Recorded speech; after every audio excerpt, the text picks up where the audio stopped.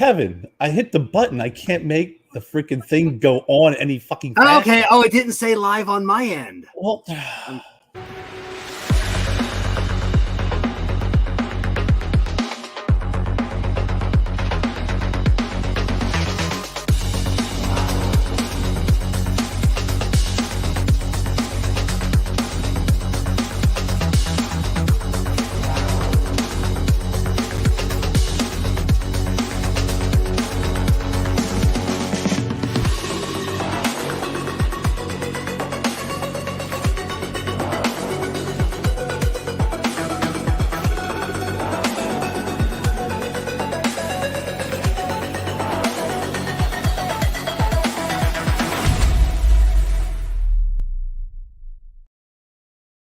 welcome to the I Tap That Cigar show presented by Corona Cigars. I'm your host, Kerr Viajante from Stogie Road Cigars, and I'm coming to you live from the Stogie Road Studios here in Simpsonville, South Kakalaki. And joining me tonight is my co-host, Kevin from Cigar Prop. Thank you for having me.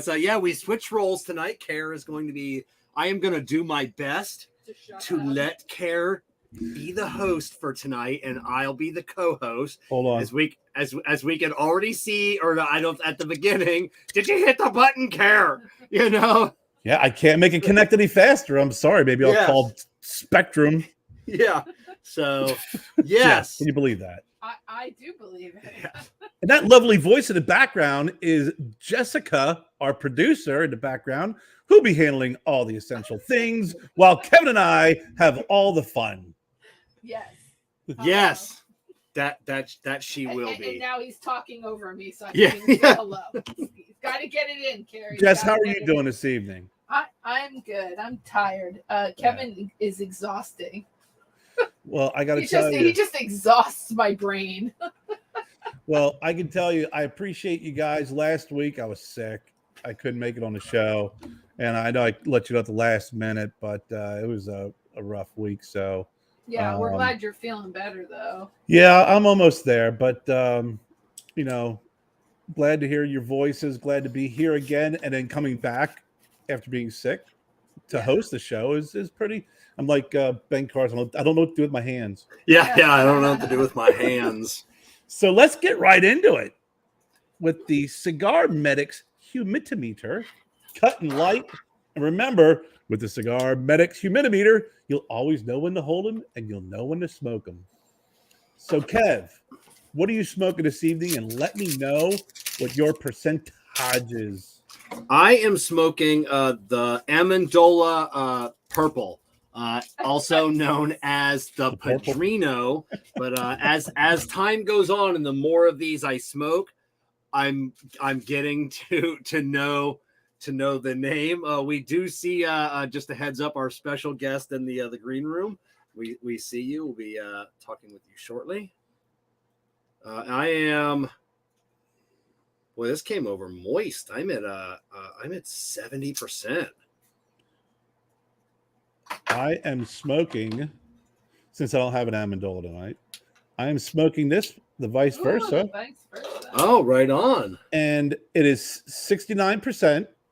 And I think this evening, Kevin. Oh, you're gonna look at that. You're gonna go in half. I'm gonna smoke the light one. Jessica, what are you smoking this evening, if I may ask?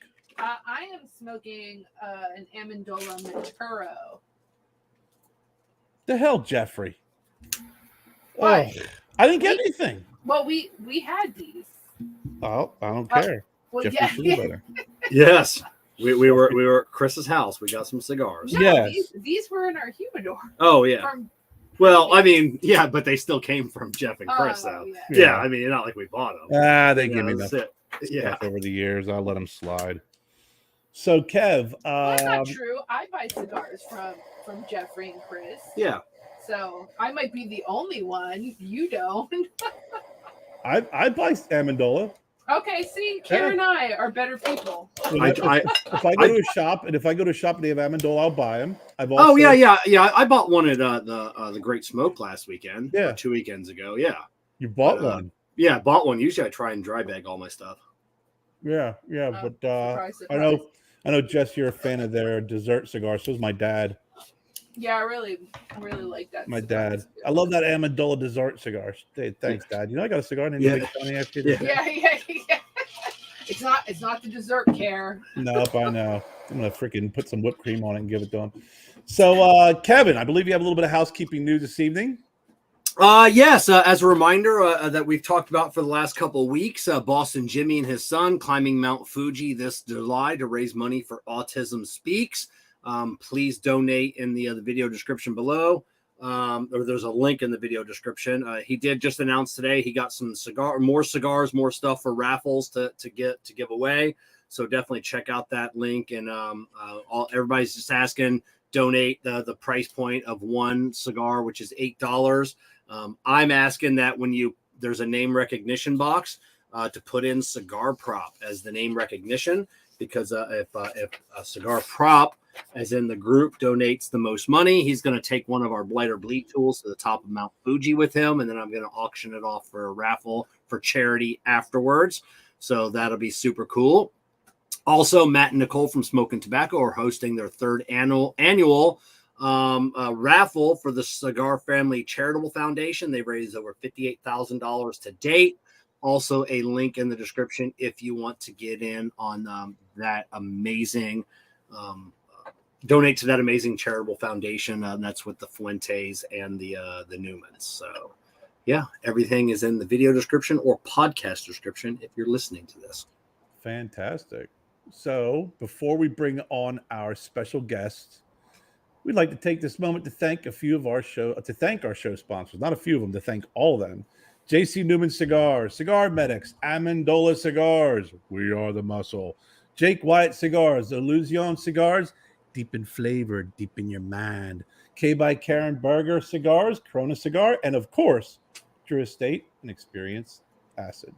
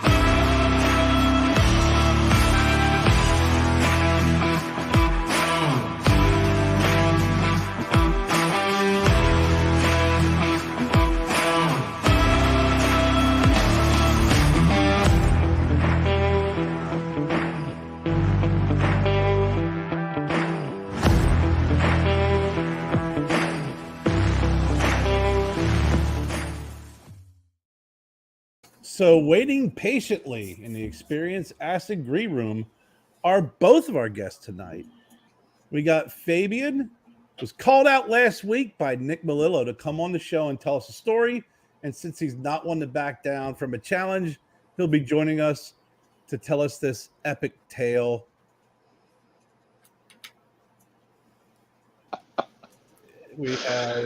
There is Fabian.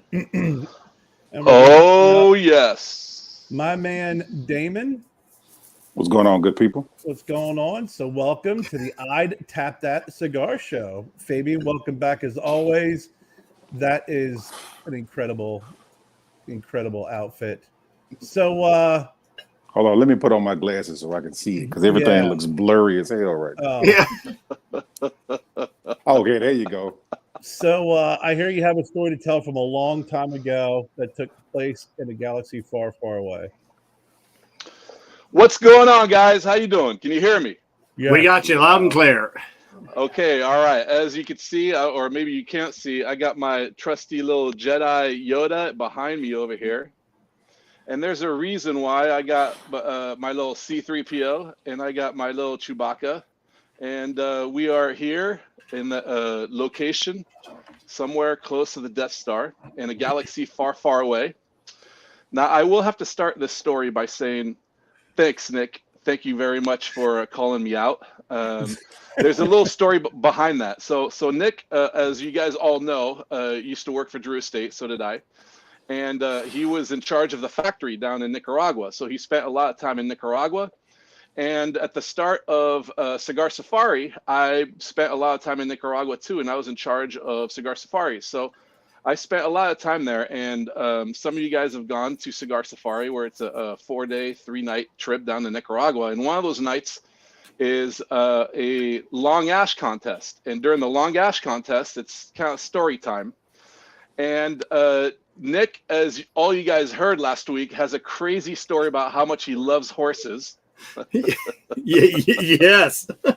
and it takes a lot out of him to tell that story, just like it takes a lot out of me to tell this story. So I would always egg him on, and he would only tell his story if I told mine. Now, this is a long time ago. It could be true. It could be all made up. We have to do little air quotation marks because no one wants to get in trouble from lawyers and legal. So imagine this. The best stories have a little embellishment. Yeah. Well, this one doesn't need any embellishment, unfortunately or fortunately, the way you look at it. Okay. So I worked at Disneyland prior to being in the tobacco industry, and I was one of the youngest people to get hired in the security department. And most of my time I would be Fox unit, which means just plain clothes, catching people trying to steal, try to vandalize, trying to have sex in the bushes, just doing all illegal stuff in the Magic Kingdom. And as you guys all know, or a lot of you guys have been to Disneyland and also Disney World, there's a ride called Star Tours. Well, Star Tours is, you ride the ride, you're on this little spaceship and you're going to go blow up the Death Star, and you get caught up in this battle and this and that, whatever. And George Lucas, who was part of this because he used to own all the Star Wars stuff, came up with a great day where they were celebrating the 10-year anniversary of Star Tours, and they had all the stars of Star Wars and Return of the Jedi and all them, and people could buy a ticket to ride the ride with their favorite Star Wars character. Now, that's all fine and dandy. All that money went to Disney charities and whatnot, and it was great. And I'm not usually starstruck, but I was in my early 20s, and just like a lot of us, we're big Star Wars fans. So the Star Wars tour, the Star Tours ride goes and it lets out in a store called Star Trader. And Star Trader is divided into 2 areas. There's a small little room that has nothing but Star Wars characters and Star Wars memorabilia and all that. And then there's a bigger room right next to it that sells nothing but Tomorrowland stuff, Mickey Mouse Tomorrowland ears and all that stuff and whatnot. So one of these days I worked in that store, and I got called in because there was an unusual couple who had a stroller, but no kid in sight. So as you can imagine, that's a problem, right? What do they need a stroller for when they have no kids? So they must be up to no good. So I get called in and I'm paying attention. And they train you that you have to see, in order to report a crime, you have to see it with both eyes. You could see stuff with your peripheral, but the peripheral is only added. You can't. They will never prosecute you to the fullest. You have to see it with both eyes, whether you see it straight or you see it through a reflection through a mirror. But then you have to remember, in a mirror, your left is your right, and your right and your left. So you have to be exact in any of that stuff. So I'm paying attention to this family, and all of a sudden, out of the corner of my eye, I see a big group of people coming down Star Wars, and I'm like, oh, I wonder which Star Wars character that is, and here comes Mark Hamill. Now, you guys all know Mark Hamill, right? Luke Skywalker. Yeah. Okay. So again, I wasn't really starstruck, but I'm like, damn, that's Luke Skywalker, and he's 20 feet, 30 feet away, and that's pretty cool. Now, I will give him props. He signed autographs. He took pictures with a whole bunch of people and this and that, whatever. And all of a sudden, everyone's left, and he's standing in front of this wall with nothing but shelves and little what we called PVC figurines of Star Wars. So I'm paying attention at this family, but through my peripheral, I kind of see Mark Hamill looking around, and all of a sudden I see him grab 3 figurines with his right hand and puts them in his right pocket. I'm like, wait, did I just see what I saw? I mean, I am a Jedi in training, but did I just see what I just saw? So I forgot this family. So who cares? Maybe this family, this husband and wife could be robbing the store blind. I got a bigger fish to fry. So I repositioned myself. And all of a sudden I see Mr. Hamill with his left hand grab 4 figurines and puts them in his left pocket. And I'm like, I got that. I saw 4 figurines, left hand, left pocket. Now through my peripheral, I think I saw him with 3 figurines in his right pocket. So at any given time during a busy summer day, there's about 16,000 employees at Disney, and through radio systems and all that, there's over 5,000, right? So you have to wait till he's out of the store, because he's potentially holding it while he's going to the register, this and that, whatever. And you know where a store starts and where it ends just by looking on the floor, and you see the differences between the floors and the pavements and all that. So if you're never sure, you just look at the different on the floor and you're in a different store. All right. So I'm waiting for Mark Hamill to leave, and unbeknownst to me, Mark Hamill, I mean, Luke Skywalker, I'm sure he made a little bit of money or whatnot. He's going to the register, but no, he doesn't go to the register. He goes straight out. And then he's walking out of the Star Tours and he's heading towards Adventureland. Like, what am I going to do? So I start following him, and I go on my phone, and I'm like, my supervisor at the time, Peter, I'm like, hey, Peter, you'll never guess. I don't know if this family I got called in is stealing, but I saw Mark Hamill take 4 figurines with his left hand and put them in his left pocket. Now, through my peripheral, I saw 3 figurines, right hand, right pocket. Now, all of a sudden, I mean, there's 1,000 people listening to the broadcast and all that stuff, and I start hearing like, no, Luke, no. Then my supervisor goes, okay, well, what's his heading? Well, he's heading towards Adventureland. He's going to be in the beginning of Adventureland in about 2 minutes, current pace. So my supervisor's like, okay, I'll intercept him right next to the tiki room, and you could follow him. Make sure he doesn't see you, but just make sure he doesn't drop the figurines or he still has them in his pocket. Okay, all right. So I go, okay, minute and a half. He's a minute away. He's 30 seconds away. And when I say that, I see my supervisor pop out right next to the tiki room. And then he approaches Mark Hamill. And next thing you know is he's like, Mr. Hamill, please come with me. And he takes him backstage. Now, Disneyland is in Anaheim, California, and they have a jail or holding cells with the Anaheim PD.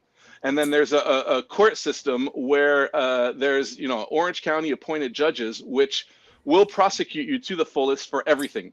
Back in the day, like now, not necessarily because your tickets are electronically, but back in the day, if you bought a ticket and you looked on the back side of it, it was all small fine print, which was legal mumbo jumbo saying you will obey by the rules of Disney.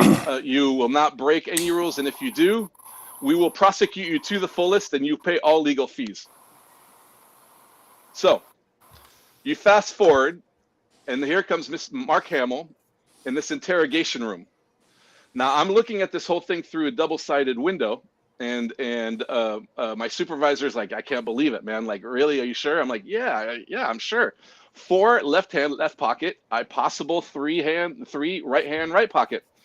And there's like maybe 3 of us watching, and all of a sudden the room filled up, and I'd say maybe there's 40 people, but it felt like 1,000. And we see my supervisor walk into the room, and this is what happened. My supervisor goes, Mr. Hamill, are you having a good time? Is there anything you would like to let us know? Mark's like, no, man, I got to meet my family at Jungle Cruise. Mr. Hamill, in plenty of time, you will meet your family. Well, they're probably waiting for me. Mr. Hamill, in plenty of time, you will meet your family. So again, is there anything you would like to tell us? Mr. Hamill's like, no, what, do you want a signed picture? You want to take a picture? What would you like? This was in the early 90s, so it's not like everyone was walking around with their phones, their iPhones, and they could snap pictures. Oh, yeah. So taking pictures, you had to buy the little cameras, or you had your camera or those disposable cameras, and that's what you had to do. But my supervisor was, no, I'm sure I'll get your signature in due time. But no, would you like to let us know anything? Mark goes, no, I don't know. Okay, Mr. Hamill. Am I dead? I would like for you to empty your right pocket. Mark's like, I probably got my keys or probably nothing or what's going on. I don't know. No, Mr. Hamill, I would like to empty those pockets. So he puts his hand in his pocket and he grabs keys and he throws them on the door, on the table. And my supervisor is like, no, Mr. Hamill. What I need to see elephant ears. Hamill goes, no, I got nothing. He's like, Mr. Hamill, I have a very large individual behind the door who will gladly come in and help you empty your pockets. Now, I would rather you empty them yourself, but I can invite him to come. Mark looks down, puts his hand, elephant ears, throws the 4 figurines on the table. All right. So by the time you felt like the Death Star had exploded, everyone, we were back with the Ewoks. There's a major party. They're like, we can't believe you caught him stealing. You can't believe you caught him stealing, and can't believe it. This night you're gonna have a day off. This is like the biggest bust at Disneyland history. So my supervisor continues. He goes, Mr. Hamill, we'll take care of it. We'll take care of this. By the way, they're $1.95. And if you would like to buy them, we'll sell them to you. But is there anything else we could forego this unusual? You probably forgot to pay, but we could forego this. Is there anything else you want to tell us? Mark's like, no, I don't know. I don't know what you guys are saying. Mr. Hamill, can you please? I'd like to see the elephant ears out of your left pocket. And Mark's like, I got nothing. Mr. Hamill, large individual, big fan, would love to help you get some elephant ears out of your pockets, please. So he goes down and grabs elephant ears and pulls 3 figurines and puts them on the. So my supervisor looks at him. He goes, 7 figurines, 4 of them are Luke Skywalker. That's interesting. Can I get you anything to drink? I will be right back. Mark's like, yeah, I'll take a Coke. So my supervisor comes out and he walks right by me. He's like, I can't believe it, man. I can't believe it. All right, well, hold tight. Go get him a Coke. I can't believe it. Probably 5 minutes, maybe 10 minutes goes by. Everyone's celebrating back there. Hamill gets his Coke, and my supervisor comes back. And he goes back in the room, and he has 2 manila folders. And on one manila folder, there's a big A. And on the second manila folder, there's a big B. Mr. Hamill, this is how we're going to solve this. I'm going to give you an option, A or B. We're going to go through A, but if you say no to A, you will have to take B. You can't go back to A. Okay, all right. Okay, no, that's fine. I understand. Mr. Hamill, would you like to get your lawyer? Would you like to get representation? We don't want to do anything you may not understand or whatnot. No, let's get on with it. I got to meet my family. Let's get on with it. Okay, in due time, Mr. Hamill, in due time.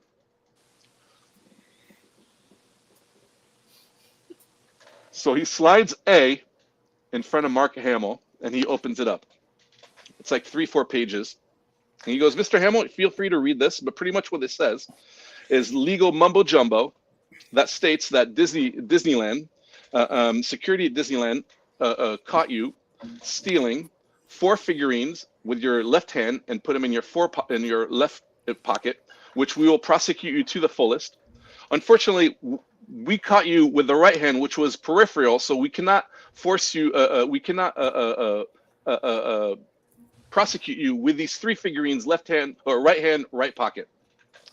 Now, by signing this document, not only will you buy these 7 figurines, which after tax will be $15.08. But we will take this to the press. And Mark Hamill's like, no, get that out of the press. I don't want the press to know. I don't want anything to know. Is there any other way we could do it? Well, Mr. Hamill, there's B, but I gotta let you know, B, I'll let you know that in B, there is no press, but it could be something that is more damaging. No, there can't be anything more damaging than going to the press. No press is good. No press. Okay, are you sure? Are you sure? Yes. So he closes A, so he takes A back and he opens up B. Go, Mr. Hamill, one last chance. Are you sure you don't want to take A? No, I don't want A.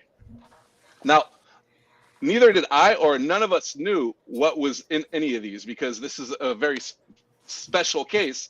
Most of the time, if someone got caught steal something, we waited for their lawyers and we prosecuted them right away. This and that, whatever. So we didn't know. So in B, he opens it up, and that has like four or five pages. He goes, Mr. Hamill, again, feel free to read this document. But this pretty much document tells you that by signing this document, you understand that Disneyland caught you stealing 4 figurines with your left hand and 3 figurines with your right hand, which we will prosecute you for all 7 figurines. We will not take you to court, but by signing this document, you agree that you will never step foot on any Disney property, which includes Euro Disney, Disney World, Tokyo Disney. At the time, they had just bought MGM. They had just the ABC. So in a sense, so little by little, Mark Hamill just looked down, signed the document. My supervisor was a dick, kind of. He's like, "Hey, look, Mr. Hamill, I did get your signature, so thank you very much." Then he calls for 2 Anaheim PDs to come, and they escorted him, and then they got his son and his wife out, and they escorted him off the property. Oh. So this could have shit. This could have happened in a different galaxy, far, far away, 30, 35 years ago. And when I used to tell this story, one person really got mad at me because, in a sense, he's like, one guy at Cigar Safari, who's, I guess, a super big time fan of Star Wars and Mark Hamill and all them, he's like, I don't know if I could swear, but he's like, you MF. Yeah. You destroyed his career. No wonder he turned to porn in Germany, and no wonder he only got a gig doing the Joker on the WB Batman. No wonder he couldn't do any of that stuff. I'm like, again, this could have happened or it didn't. Because I had to sign paperwork, so it could have happened or it didn't. But I'm sorry. So that's my story. I don't know if it's as good as killing a horse or trying to choking a horse, but for some Star Wars fans, it could be a lot more devastating. Now there is a good sign at the end. I was surprised because as we all know, George Lucas sold all Disney right or Star Wars to Disney, and Luke Hamill made an appearance in 7, 8, 9, which. I don't know if we want to talk about that, but those are the horrible movies. But it is what it is. But yeah, so I guess maybe he can go to Disneyland now again, or Disney World or whatever, and they've forgotten that because it's been a long time ago. But I'm sure there's someone following him if he goes anywhere in the park. So that's what I got. That's awesome. This makes a whole lot of sense though, because I'm a big Star Wars fan. And I can't remember which episode it was where, the girl who had the Force, she was going looking for Mark Hamill and she found him on this like deserted little island or whatever. And those penguins. He was so hesitant to get involved. It was like maybe that feeling that he had was stemming from a real place. He was so fucking scared. He was like, I know I don't want to go back. I don't want to go. I can't go back. I can't go back. No. I can't steal anything off the set. Everything's accounted for. Oh my God. So I don't know Yes. I don't know if that's worse than choking a horse, but I do know that choking a horse is way worse than choking your chicken. Yeah. So Fabian, while we got you here, there's a couple questions. First of all, are we still on for the winter solstice coming up this year? So yes and no. So I still owe one of you guys one of these tubes, and I will send out a tube to you guys sometime this week. So whoever didn't get one, I will send them one. And here's the situation, right? So the cigars, the coffee, everything is ready, and our tubes are lost somewhere in the Pacific. So we placed the order in October. And the shipment supposedly left Asia in November, and no one's heard of that container hitting the U.S. yet. So my partner and I, Jared, we're gonna wait for just a little bit longer because we were supposed to release the winter solstice, which was December 21st. So we're gonna wait just a little bit longer, and then if not, we're gonna quickly change into a different type of packaging just for this particular one. And whatnot. But I mean, all you guys who've smoked one and hopefully you tried the coffee, you really enjoyed it. They've gone.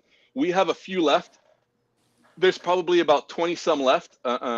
There's one store, Deadwood Tobacco, who has a few of them. You can go on their website and get some. And if any of your guys are still interested, reach out to you, Kevin or Kerr, and then contact me. And then we'll figure out a way to get those to those people. But yeah, we have less than 20 ourselves, and I don't know. Deadwood probably has like 10 or 12 left. So that's what we're working on. Where we blended Indiana Ortez, just finished blending our summer solstice, and that's really, really good. It's going to be our Toro size. The winter solstice is going to be like a super robusto. It's like a 5.5 by 54, I believe. So that's what was going on, and the coffee is going to be a little stronger because we wanted a stronger smoke with a stronger coffee. So yes, we're releasing it. When we're still waiting. Who knows? Maybe that container flipped off the boat. Who knows? But we're still waiting on some information. So right on. So anybody have any info, you can reach out to me. I'll get you in contact with Fabian. And Fabian, thank you so much for coming on. And then when the new summer solstice, winter, we'll get you back on and we'll talk about that blend. Sounds good. Live long and prosper. May the force be with you. Wait a minute. That's Star Trek. May the force be with you. May the force be with you. Absolutely. Yes. May the Schwartz be with you. May the Schwartz be with you. Yes. All right, Fabian. Enjoy, have a guys. good night. My pleasure as always. Big hugs to all you guys, and Jessica, big hugs to you too. Thank you. You're missing up. You're mixing up your intergalactic movies. Yeah. I was on Paramount and I saw 73 different series of Star Trek, and I got confused. I didn't know where to start. So I'm staying with Star Wars. Mandalorian, buddy. Mandalorian. There you go. Right on. Talk to you later. He's a Mog, half man, half dog. He's his own best friend. That's it. So I've never seen Star Wars. What? So never. Wait, hold on. Let me remove Kevin from this screen here. That's it. Please do. Hey, Kerry, you and I can talk. I'll tell you what. To this day, my good luck charm that I still carry around was this figure I got when I was 10 years old by mailing in 5 proof of purchase seals. I was about to say you didn't steal it from Disneyland, did you? That was seen in the periphery going into my right pocket with my right hand. Yeah. That's crazy. It's better than trying to do it with your left hand in your right pocket. That would be kind of awkward. It would be. Yeah, that'd be a little weird. It'd be a huge failure. But so Damon, it's good to see you. Same here. What's going on? Oh man, I'm excited for you guys for the big event coming up for Charlotte Cigar Week. But before we really dive deep into this year's, Kevin and I were talking about this. I want to go back to the very first Charlotte Cigar Week and how long ago was that, and where did that seed? Where was that planted, and where did that come from?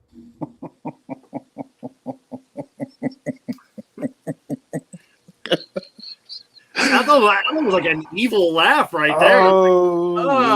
That's getting uncomfortable. Oh my gosh.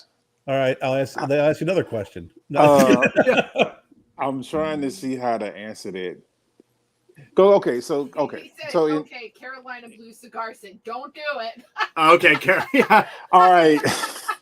You know what? I'm gonna listen to my friend Chris. Yeah. I'm gonna listen to my friend Chris. He's a wise man. He's a wise man. I'm not gonna do it because every time someone asks me this question, I'm always like, how in the hell should I answer this? Because I could answer it one or two ways, and both of them would be the absolute truth. Okay. It's But just that one would be the full truth, and the other one would be a partial truth. Okay. And either one of them, you'd get a bunch of text messages tomorrow, right? So no, I'm like, fuck text messages. I'm going to answer it the way that my boy Chris would want me to answer this question. So I appreciate you, Chris. Charlotte Cigar Week started last year. Okay, it's just the second year. All right. Yeah, this is the second year of Charlotte Cigar Week. Okay. It started last year. And you asked me where was you know what? I'll tell you what I do. I'm for the purpose of this show, I'm going to give you guys the partial truth. If we want to talk about this off air, I'll give you the full truth. Okay. Is this in I'm going to pretend I know nothing. Yeah. Someone asked Charlotte has 2 cigar weeks? Okay. We'll get into that offline. Okay. All right. So- That was a spoiler alert, Jess. All right, so Charlotte Cigar Week started last year, and it was born. God damn it, this is a hard question to answer. Okay, the seed that was planted in my mind for me to start a cigar week in Charlotte, the first of its kind, what actually came from, and this is something that not a lot of people, I've talked about on different podcasts before, but not a lot of people really know about it. There's a rolling little festival that happens all across the nation, or at least it happens across the middle to the eastern seaboard. It's called the it's called the Beer, Bourbon, and Barbecue Festival, I believe. It comes to Charlotte every May, I think, somewhere around there. When I moved to Charlotte in 2016, I went to this thing, and so it's like $55, $65. They give you like a little bourbon tasting glass, and you go around all the different bourbon vendors and get, samples, as many samples as you want, right? You can buy barbecue, and they have a bunch of other different vendors, but there was one vendor who was selling cigars, but it wasn't a cigar company. It was some guy who had some cigars he infused with some flavors or whatever.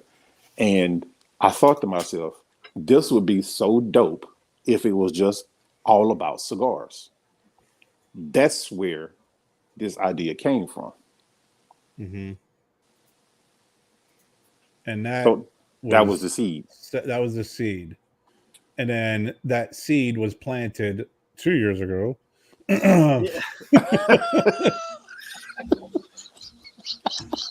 I don't know if I'm allowed to have any spoiler alerts here. Yeah, technically, we ain't gonna get into it online, but technically, yeah, it was planted 2 years ago. Even though Charlotte Cigar Week was first year last year, Right. a year ago.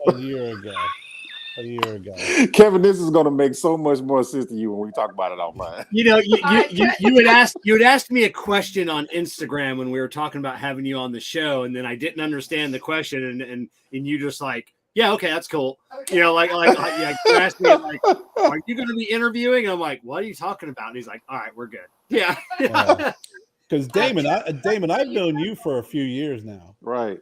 And I think hold on one second, Karen. Just for anyone's information, if you are in Charlotte on May 20th of 23, you can go to the Beer, Bourbon, and Barbecue Festival. All right. See, there you go. There you go. Thank you, Jess. Thank you, you, Jessica. See, Good. Look at exactly. Look at That's it. why she's the brains of the operation. That's why she's the producer. Yes, she has all is. the inside information. But I've known you for a few years now, several years, and I've interviewed you and Chris. It was about maybe 4 or 5 years ago, right? Yeah, we were.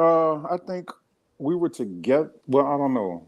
There was one where we were together and we were at Casa Monte Cristo. I can't remember if that was this one or not. Or did you interview Chris alone? I can't remember. You two, and you were at the Monte Cristo. Yeah, okay, that was back. it. Then. So I remember you and I talking about cigar festivals up in that area. Yeah, that's right. Me, Back- you, and Gabby Caffey were actually having a conversation probably back in like 2000. This is 2023, 22, 21, back in like 2019, 2018. Yeah. And because I had wanted to do a boutique cigar festival, right? Yes. You know, not that name, but that was essentially what it would be. Right. That was the theme of it. And then Gabby kind of ran with it, you know. After I did the first thing. After you had all the ideas. Just saying. I'm not saying there's a pattern that forms there, but there's a truth and there's a partial truth. I mean, shout out to Gabby Caffey because the very first thing I ever did, you know, he was gracious enough to come on as a sponsor with his coffee. And I absolutely, positively, beyond a shadow of a doubt, not up for debate, love that damn Honduran coffee he has. That is one of the most Cuban-esque espressos I've ever had in my life. Absolutely delicious. It does taste good through an espresso machine. Oh my gosh! I will give it that. But I just had a quick question. You said you were because I see the Carolina Blue. You know, you were back on Kerr show. What were you just friends with Chris Carolina Blue? What was your affiliation way back then? So you know, I was kind of like the new guy on the scene when I moved here in 2016. I met Chris at a cigar event that some guy. It was like a closed, like invitation only, all guys type of a thing that, you know, some group of guys in Charlotte would do like one every quarter or whatnot. And they had Chris come out there to be a vendor. And that's where I met him at. And I honestly can't even remember all the ins and outs of different conversations that we had or whatnot, but it's like Chris and I just became like fast friends.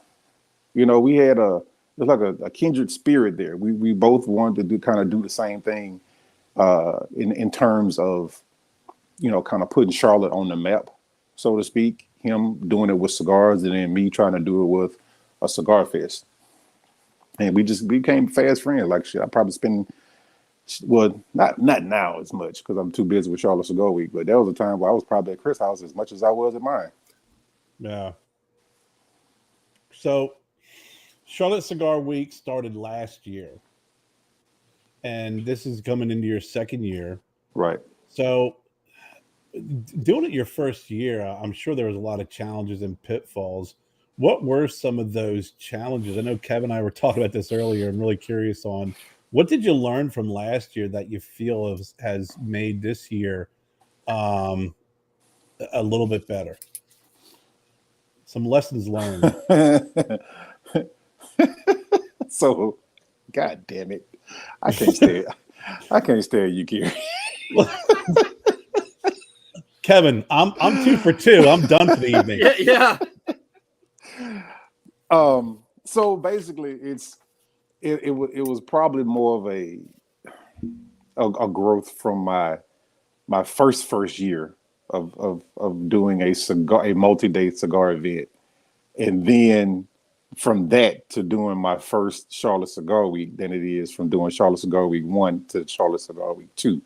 Because I'll be totally honest, I didn't really have any pitfalls last year. You know, because when I started doing Charlotte Cigar Week, you know, a lot of the lounge owners that I work with and a lot of brands that I work with that on a regular basis, like for instance, HVC, Carolina Blue, Atlanta Cigar Company, Amendola, you know, those are brands I always work with in some shape, form, or fashion, right? And you guys know as well as I do that, you know, when you're in a certain space within the cigar community, that you meet people in the cigar industry and you form relationships, right? So if you need something for like legitimate business, right, you don't have to sit there and write some kind of, you know, long letter or request letter. You pick up the phone and you call them, you tell them what's going on, and you try to build value in it. And if it makes sense to them, then they'll be a part of it. Or sometimes it might not necessarily make sense to them, but they fuck with you and they'll do it anyway off the strength of the relationship that you guys have, right? It's the same thing with Charlotte Cigar Week. So I'm not going to say fortunate. I'll just say I'm blessed because that's a much better way to put it, that I do have those relationships with people where I can pick up the phone, or if they're not in the United States, I can hit them up on WhatsApp and say, hey, I need 120 cigars for this event, blah, blah, blah, blah, blah. This is what I'm going to do for you to help you with your brand, blah, blah, blah, blah, blah. And 9 times out of 10, the answer is always yes. Well, that's great, man. I was just taking a look at some of the lounges and the venues this year, and it's a packed week. I mean, you got it is a packed week, man. It's a very packed week, and it's a packed week by design, right? Now I want to piggyback off something that you said, or rather, not piggyback on it, but kind of address a question that you said earlier about, lessons learned. Mm-hmm. Like I said, I didn't have any pitfalls last year, but some things that I learned were really from my VIPs. There were some things that I learned dealing with certain lounges or whatnot. But I take all of that stuff and I try to fix it for the next year. Like, I'll give an example. Like last year, after Charlotte Cigar was over with, I put out a VIP survey and I asked just five questions, and one of those questions was, what event did you like the most, down to the one that you like the least, in name some things that you would like for me to change for next year. My VIPs are my customers. Now, everybody's my customer, the general public are VIP, but my VIPs are the one who paid to be here. So I intently listen to what they have to say. And if I get enough people saying, hey, I don't like this, I don't like that, I'll change it. I'll change it immediately. Mm-hmm. I look at Charlotte Cigar Week almost in the sense of like I have a brick and mortar business, right? And if you got customers telling you like, hey, I don't like this, and it's a legitimate concern, not just like, I just don't like it. It's a legitimate concern. Then as a business owner, it is incumbent upon you to go ahead and make those changes because you don't want to lose customers. You want to try to grow your business as much as possible. So those are things I've learned, from my VIPs to try to make Charlotte Cigar Week better. Now, you said that it's a packed week. So yeah, it is a packed week because things that I try to do a nice mix of general public events and also VIP only events, right? So I have this thing I call Fabrica de Puro Charlotte, which basically means Charlotte Cigar Factory. That is my cigar education part of Charlotte Cigar Week, right? I didn't want to call it cigar education because it sounds so boring, so I came up with a name. Yeah. You know what I mean? Yeah, I'll go to what you said before. Cigar education. I'm skipping that one. Right. With a name like that. Nah, I already know about that. Yeah. Yeah. So Fabrica de Puro Charlotte, like last year I did it at the cigar loft, and I had Martinez Cigars come down from New York, and they did hand rolled cigars. I had some tobacco that was courtesy of Carolina Blue, and I taught my VIPs actually. I let them put their hands on it and show them how to actually make a cigar from beginning to end. But one of the coolest parts of that educational series was I had a VIP only Zoom where me and the master blender, who was also the owner of Martinez Cigars, we taught the VIPs how to conceptually come up with a blend using the tobaccos that they had available. And they made 2 cigars per VIP. Some of those VIPs are just now smoking the second cigar that they got last year. And they're like, oh my gosh, it was so good. I get these messages like, oh man, I'm now smoking my cigar. It's so great. And I was like, well, you made it. Conceptually, you made it. And, there's a certain sort of pride that goes along with that for them, because they feel like, I'm smoking a cigar that I came up with, right? Yeah. And I like it. Well, this year, because I typically only do like maybe 1 cigar education. This year, it was going to be just Aganorsa. But Placencia came on and said, hey, we want to be a part of the cigar education. We want to do our seed to smoke thing. I was like, done deal.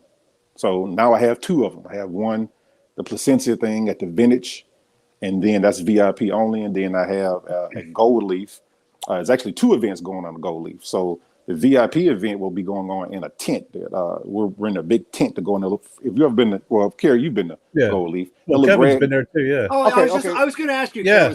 Kevin, that's where we met, yeah. Okay, well, cool. So you guys you'll get this picture. Right in front of Gold Leaf, this is big grass, empty area right next to the parking lot. Well, that's where it's going to be this big VIP tent set up, right, doing the Aganorsa experience. But while that's going on, Nicaragua Nights, which is the general public event, will be going on inside Gold Leaf. Oh, wow. That's awesome. That place was awesome. That's cool. Now Kerr had mentioned, like I said, well, I want to go back a second. You had said that like last year was a multi-day event. Was it so it's 6 days this year? Was it 6 last year, or was it just okay? It'll always be 6 days. It'll always go Tuesday through Sunday. And typically what I do is like on Monday, I have like what I call a soft kickoff that I pretty much do at Berger Cigar Company. This year I'm going to do something. It's going to be more like a Cuban or Latin themed night. I'm going to make some cubanos, some pastelitos. I'm going to bring some rum. We're going to have some Latin music playing. Just something a little softer to kick off with my people who go to Burners all the time and anybody else who wants to come. Well, that sounds fun. Yeah, it definitely does. So, Kevin, you said you're going to go back, or was that your question?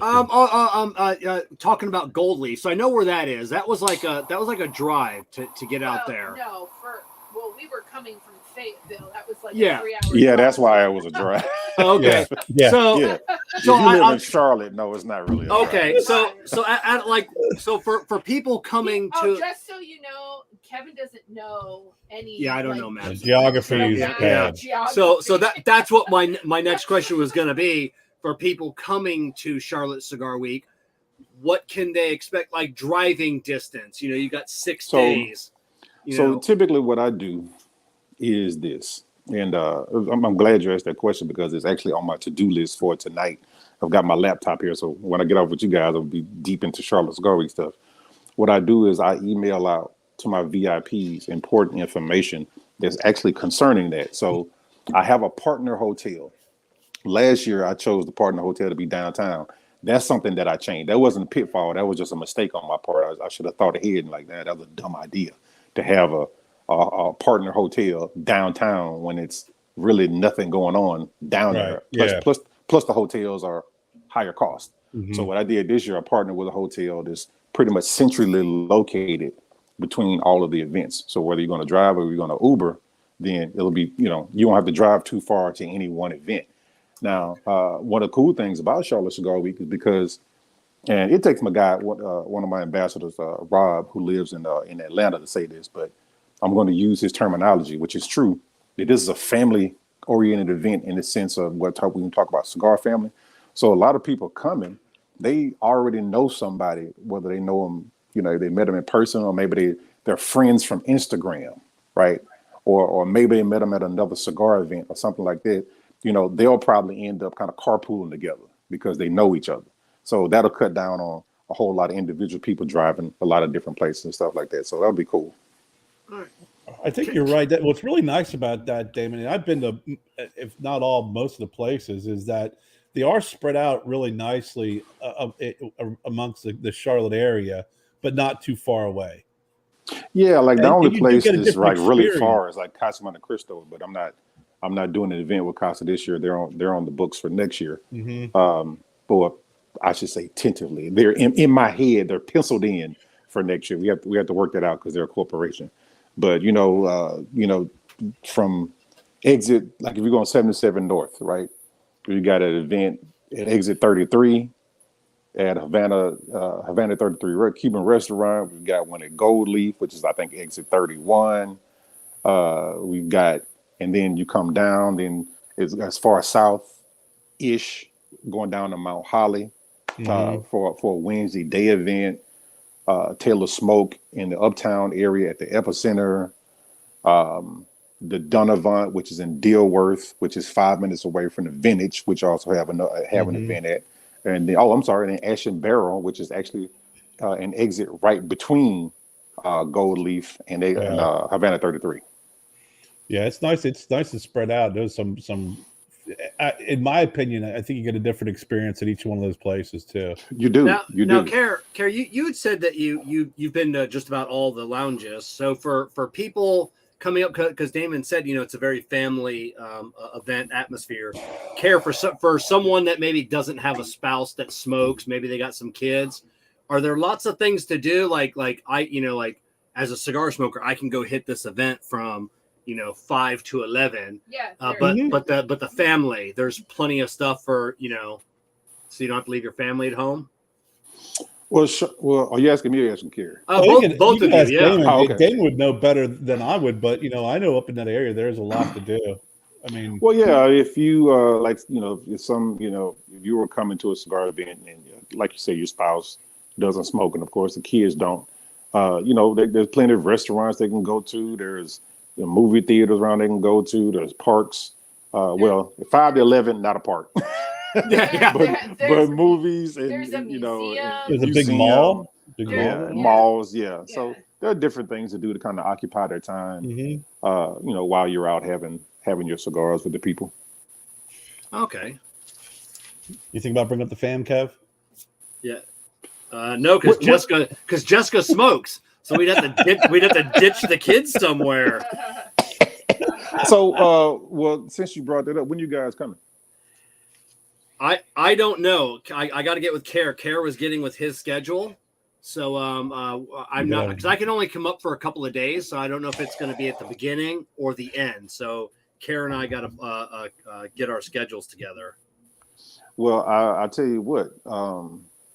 If you got just 2 days, man, Saturday will be a hell of a day to come. Yeah. Because Saturday during the day, we have the Little Havana Fest, a Havana 33 Cuban restaurant, and Rainier Lorenzo will be there. Jeff Amendola will be there. It's a general public event. It's an all vendor event, so I have all the vendors set up with their tents and chairs. It's right on the lake. It's a beautiful place. Great food, great drinks. Latin band. It's going to be a great chill Latin infused environment, right? And then that goes from 11 to 5. And then that night, I'm partnering with, I can't say I'm partnering with Drew Estate because I'm not. I'm partnering with Burners, and Burners is presenting Drew Estate. So myself and Burners have an event with Drew Estate that night at this place called the CLT Hub, which it's not in downtown, but it's close to downtown. It's like right off the interstate going down Moorhead. It's right on Moorhead. It's another outdoor, venue space. It's going to be a great time. So Saturday will be a great time, a great day to come up. And then Sunday, we're going to close it out over at Roma Cigar, etc. And that's going to be with Uncle Nearest. Oh, nice. Amendola doing any rolling events? You going to be doing any rolling? Well, he's going to be doing probably some light live rolling on Saturday during the day. Oh, very nice. See, what I try to do, man, is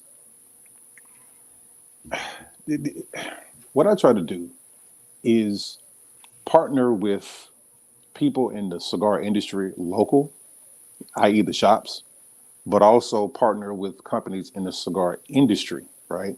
Because that's really what Charlotte Cigar Week is about. It's about, when I say for the people, for the city, for the culture, that's not just some, bullshit thing I came up because it sounded good. I was trying to think about what can I say about Charlotte Cigar Week that will really kind of encapsulate what it means.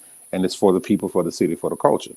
It's, it's for the cigar culture. It's for the people in who smoke. It's for my city of Charlotte, the local businesses and whatnot who benefit from having all these people from as far as, I got people coming from Wyoming, got people coming from Sacramento, California, Dallas and Houston, Texas, Miami, Tampa, New York, and, all points in between. They're all descending on Charlotte that week. So it's going to be, some businesses are going to get some good money that week.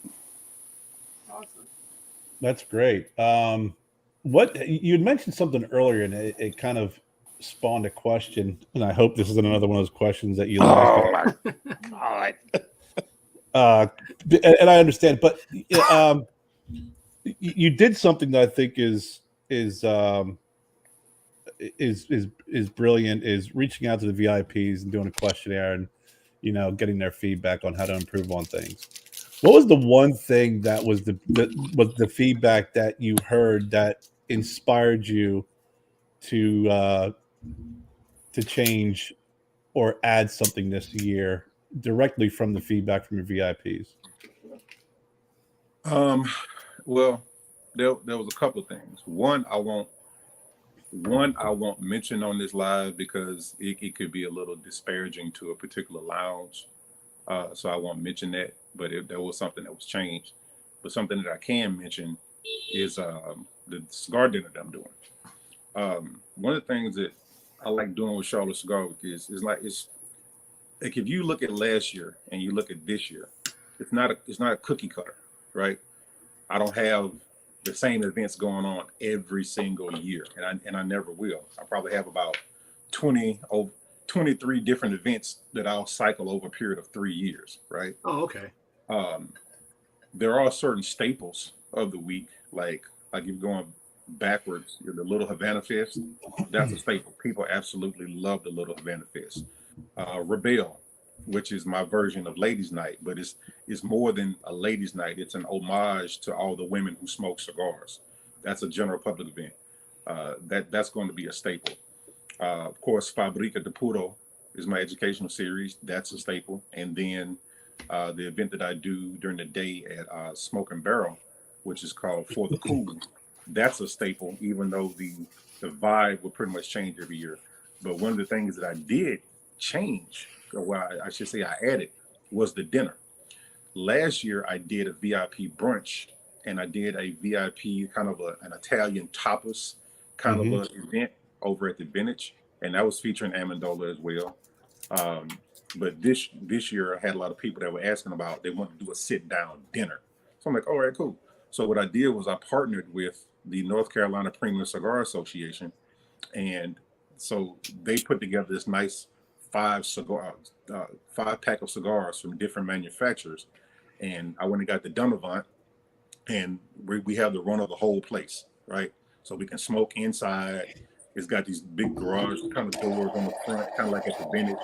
So if it gets too smoky, you can let the doors up, and it's got outdoor chairs and seating where people can go sit outside and smoke and eat if they want to. It's going to be a nice vibe. So I don't know if I'll do the dinner again next year, or maybe I'll do it the year after that. But the dinner is definitely something that I added. So you've got the VIP events and you got the general public events. Every day is an event that someone from the general public can attend, right? So it's not like there's going to be one day that somebody that doesn't have a VIP won't have something to do. Correct. Yeah. So we kick it off Tuesday at Taylor Smoke with Taylor Smoke Uptown with Party Gras. That was something that I added this year because I'm from Mobile, Alabama, and if you don't know, Mobile, Alabama is the birthplace of Mardi Gras in the United States. New Orleans, New Orleans gets all the hype about it, but Mobile, Alabama is the birthplace of Mardi Gras in the United States of America. Out of all the text messages you'll get tomorrow, that's going to be the one. You know, how dare you? How dare you? People from New Orleans know this. Oh, okay. They don't talk about it, but they know it. So, that's no slight to New Orleans because I've been to New Orleans Mardi Gras. It's a hell of a time. But Mobile Mardi Gras is more of a family-oriented type of thing. Party Gras is going to be more along the lines of I don't know, probably kind of like in between Mobile Mardi Gras and New Orleans Mardi Gras. So that's a general public event. I bought Mardi Gras masks, I bought beads, I bought moon pies, I bought decorations, I bought cups, just to kind of give it, visually the Mardi Gras type of a vibe. Wednesday during the day at Smokin Barrel in Mount Holly, that's a general public event for the cool 90s edition. Now that night, the dinner, that's VIP only. Thursday during the day at the Vintage, that's a VIP only event. But Thursday night at Gold Leaf for Nicaragua Nights, that's general. Right. I don't have anything on Friday during the day, and that's on purpose this year because I have a big event that night at Ash and Barrel Cigar Lounge. From 5 to 7, I have this event this was something that I added this year. I wanted to add it last year, but you know how sometimes you come up with an idea and it's like, you don't want to use it because you haven't really fleshed it out yet. So this year I fleshed it out, and it's called KISS, which means Cut, Ignite, Smoke, Savor. And it's VIP, but it's VIP women only. So from 5 to 7, they'll get complimentary chair massages from a local massage therapist. They'll get complimentary drinks from Uncle Nearest. cigars from Altatis. Sandra, Miss Novelty, she's going to be curating part of the event. Is going to have charcuterie cups, and Barbecue and Smoke is going to be providing premium chocolates and things like that for the ladies. But then Rebel starts at 7 p.m. and that's open to the general public. And it's going to be a very sexy, women-centric type of a night, even though it is a co-ed event. All right, so this will be open. Will this be open to cigar smokers that identify as ladies? Because that sounds. It is 2023, and that sounds amazing. I'm going to not get into that. Yeah. Okay. That's the most controversial question asked tonight. There. Yeah. But I did want to ask you, Damon. Kevin, you're a man. Kerry, you're a man. I'm a man, and Jessica is a woman. And I'm gonna leave it at that. Okay. Damn it. So Kevin, we can't sneak in. there's no getting through that. Yeah, there's gate. no me and you passing anything off. Yeah. No. But I know all the VIP tickets are sold out. Yeah, they sold out in January. Right, they sold out. So I guess I want to ask, what does the VIP package include, so we can get everybody prepared for Charlotte Cigar Week next year? Because I know there's a lot of thought put into it, and if they're selling out that fast, then I think it'd be really, really interesting to learn all that you get, so folks can be prepared for next year. I tell you, Kerr, last year my VIP tickets sold out in 10 days. Oh, wow. I opened them up in December and they sold out before the end of the month. This year, I knew it was going to take a little bit longer just because we're in a bit of a recession right now. Mm-hmm. So I figured it'd take a little longer, but they still sold out in January.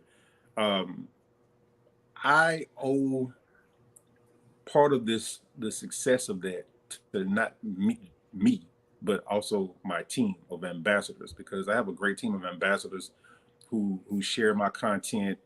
They talk to people about, word of mouth, and also people who are not my ambassadors, people who came last year, who understand what Charlotte Cigar Week is about. So they tell all their friends, like, hey, you got to go to Charlotte Cigar Week. You need to be a VIP. So I had people last year who weren't VIPs. They're like, oh, look, I'm going to be a VIP this year. So to answer your question about what you get, it changes every year, because that's another thing that I don't want to be a cookie cutter, right? But this year, my VIPs get a total of 19 cigars. They'll get 12 in their VIP box. They'll get 5 at the dinner. They'll get 1 from Placencia for the cigar education. They'll get 1 from Aganorsa for that cigar education. So a total of 19 cigars. They'll have a nice little, I wish I had one in here right now, but it's a nice little glass. It's like a small little tasting whiskey glass that has Charlotte Cigar Week on there. Quality Importers just came on as of recently as a sponsor. They're going to be sponsoring cigar cutters. This bag right here, this is actually something that was not included in the VIP pack. I bought this later that I want to give all my VIPs. So this is a sling bag that has a security lock on it, a USB charging slot. It's water resistant, comes in 2 colors, blue and red. It's big enough to hold a travel humidor and all your cigar accessories. So all of my VIPs are going to get that. The VIP lanyard, of course, which pretty much will save them about $50 on day pass fees going into the lounges.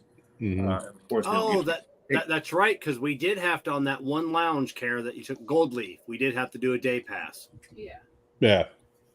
And then that's the lounge we signed up for the pass. So the VIP ticket this year costs $255, but when you add up all, like if you like, okay, I don't charge my VIPs for the sponsored cigars. Those are sponsored, right? It would be wrong for me to charge them for cigars that I get for free, right? Oh yeah. So, but they do have a value. So if you want to just assign a average value of $10 per cigar, plus all the other things that they get, they pay $255, but they're probably going to get close to maybe $400 of value out of the VIP ticket. Right. That includes all the events, the dinner, everything. Yeah. That's because the 5 cigars that the North Carolina Premium Cigar Association is partnering with me on. that cost me $25. But each one of those cigars have a retail value of about $12 to $15. Yeah, and even that, like I said, that's $250 for 6 days worth of VIP. Yeah. So it's not like you're going to some of these events where it's just a 1-day event or a 2-day event. You get the VIP, $200, $300, $400 for just a couple of days. You're getting 6 days, VIP treatment, the cigar. So yeah. Now you Kerr, or Damon, is that a South Carolina or a North Carolina thing on the day passes on to get into these lounges? What is that about? So this is my understanding, right? So prior to last summer, any lounge in the state of North Carolina, I can't speak to South Carolina, but I know the North Carolina law. Prior to last summer, before the law changed, if you were a cigar business that either allowed alcohol on premise or sold alcohol on premise, then you had to be a private lounge, and then you had to charge something. They didn't tell you what to charge, but you had to have a charge. Oh, okay. Right. Well, this past summer, they did away with that rule. So technically, the state is not mandating lounges to do that. They just do it if they want to. Which makes sense if lounges have been doing it for years, and that's what people expect. So yeah, I could see them continuing that. But yeah, that makes it nice to get away from that. At least that's one more cigar rule, off the books. Now, Kerr had mentioned, Charlotte Cigar Week 2024. When do you start planning that? Is that because Charlotte, it hadn't even happened yet? Are you already planning 2024? I'm planning 2025. Oh, because dude, literally my brain never shuts off. And people who know me around here, they'll tell you yeah, his brain never shuts off. And I'm literally always thinking about something. And me planning 2025 is actually no joke. I'm thinking about 2025 and 2026 about, big things that I want to do, but always centered around the cigar industry and the cigar culture. You want to, when I start planning, typically what I do is this. After Charlotte Cigar Week is over, I take about a 30-day hiatus where I don't smoke any cigars. I don't even want to hear the word cigar. And then sometime around July or August, actually it's July, I start penciling in some ideas about things that I want to do. And then the real work probably starts around August or September. Wow. So yeah, it never stops. It never stops. I know, Kerr, when you came down 2 years ago for Ybor City, I remember we smoked so many cigars. I took a little hiatus when we got back. Yeah. You gotta go on about doing a cigar week. If you want to do a cigar week, because if you look at the gamut of cigar weeks, there's at least 20-something different cigar weeks, multi-day cigar weeks. Yeah, confirmation from from Las Vegas all the way over to the Eastern Seaboard. All of them are different in their own right. They all cater to certain types of desires and wants or whatever. What I was trying to do with Charlotte Cigar Week is something that's not a week of parties. There's going to be parties and stuff like this, but there's going to be a different vibe every day. It's going to be something that's sitting around the cigar culture. That Thursday, that whole Thursday is dedicated to Nicaragua. Because it's not just Aganorsa, it's not just Plasencia. I have a partner with Florida Caña Rum that's out of Nicaragua. They're sending their global brand ambassador to Charlotte to come do a master class on their rum for my VIPs. Matter of fact, I got 2 boxes of rum the guys shipped to me doing the 12, the 18, and the 25-year-old rum they're going to be doing. Wow. Cafe La Llave is actually one of my sponsors, my coffee sponsor, and they're out of Nicaragua. So everything all day Thursday will be Nicaragua. Wow. That's exciting. I mean, it's like Kevin was saying, and you mentioned, I mean, for $255 for all that you get, I mean, the more you peel back the layers, you just keep getting more and more, and it's a whole week. I mean, it's a whole week. But see, here's the thing, Kerr. I try my best.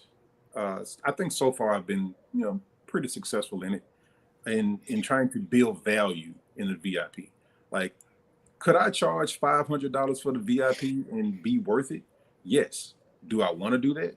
No, and I probably never will, because these are the things that I think about. VIPs, if they don't live in the Charlotte area, they have to pay for travel. They have to pay for lodging. They have to pay for food. They're going to be supporting the lounges, buying drinks and buying cigars, on top of their VIP, right? Mm-hmm. So I don't ever want to make a VIP package, so high that it's just like it doesn't make sense for them to spend all that extra money, right? So me doing it this way, it builds value. Well, yeah, I mean, you definitely have to have it affordable, Right? value affordable, and that drives people there. I mean, you don't want to price yourself out of No.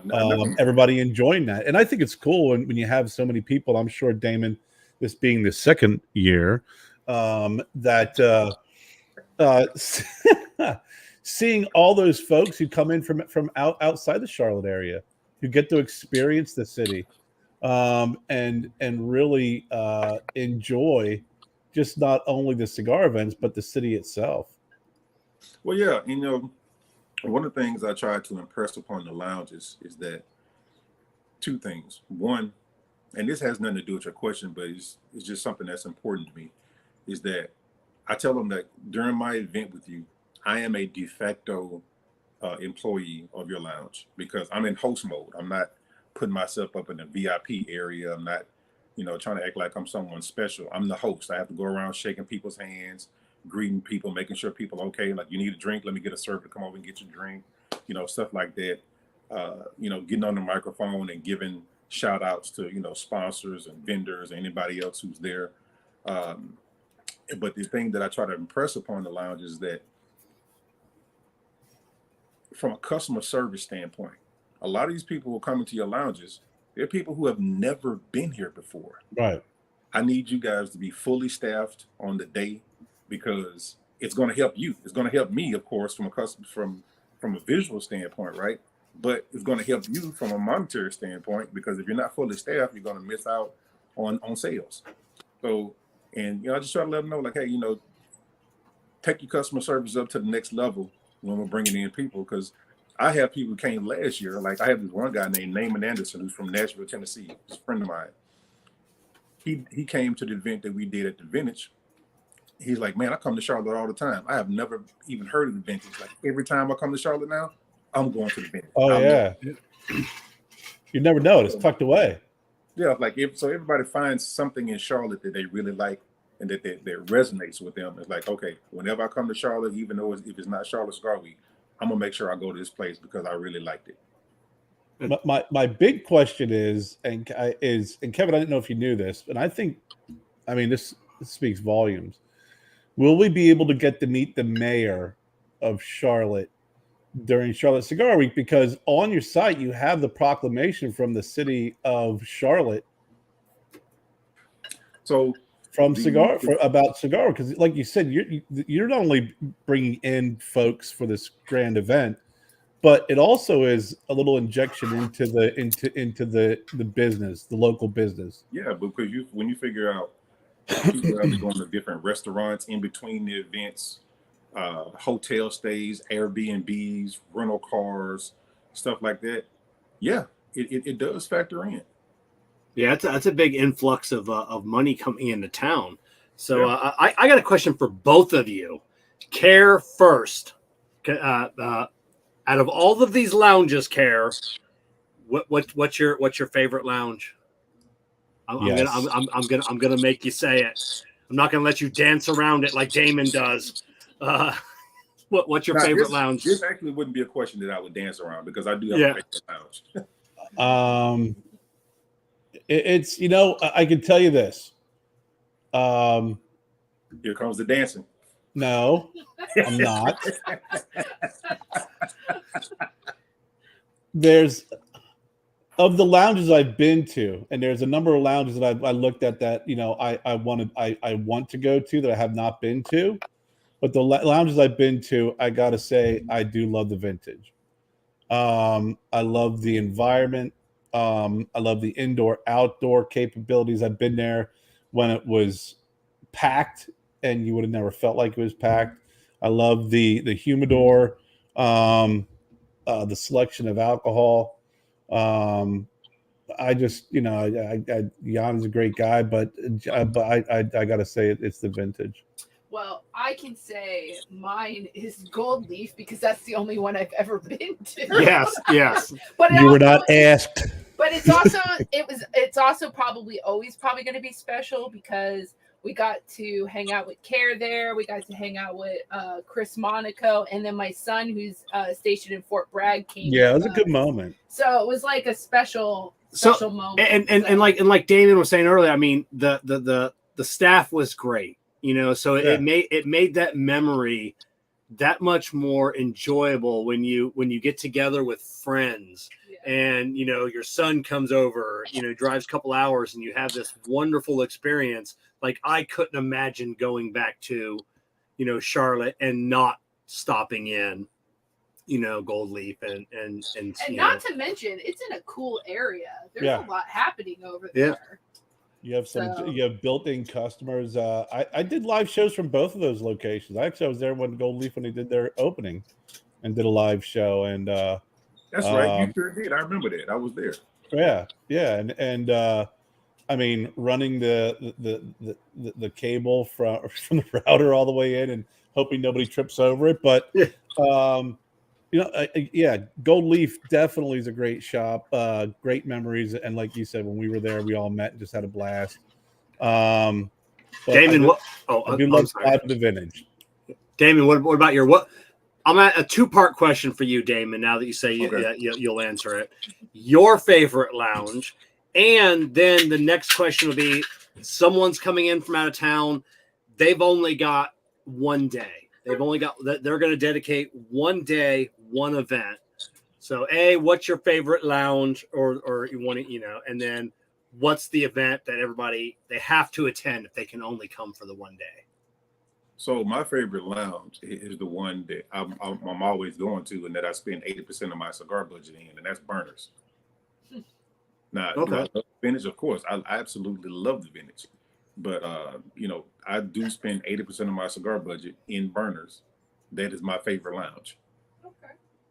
I don't think anybody around here would tell you that, because anytime I leave the house, I go to a lounge. 9 times out of 10, I'm probably in Burners. Okay. Now, I do support all the lounges around here, of course, but that's just where I go the most. But I'll say this also, is that I'm a geographical smoker.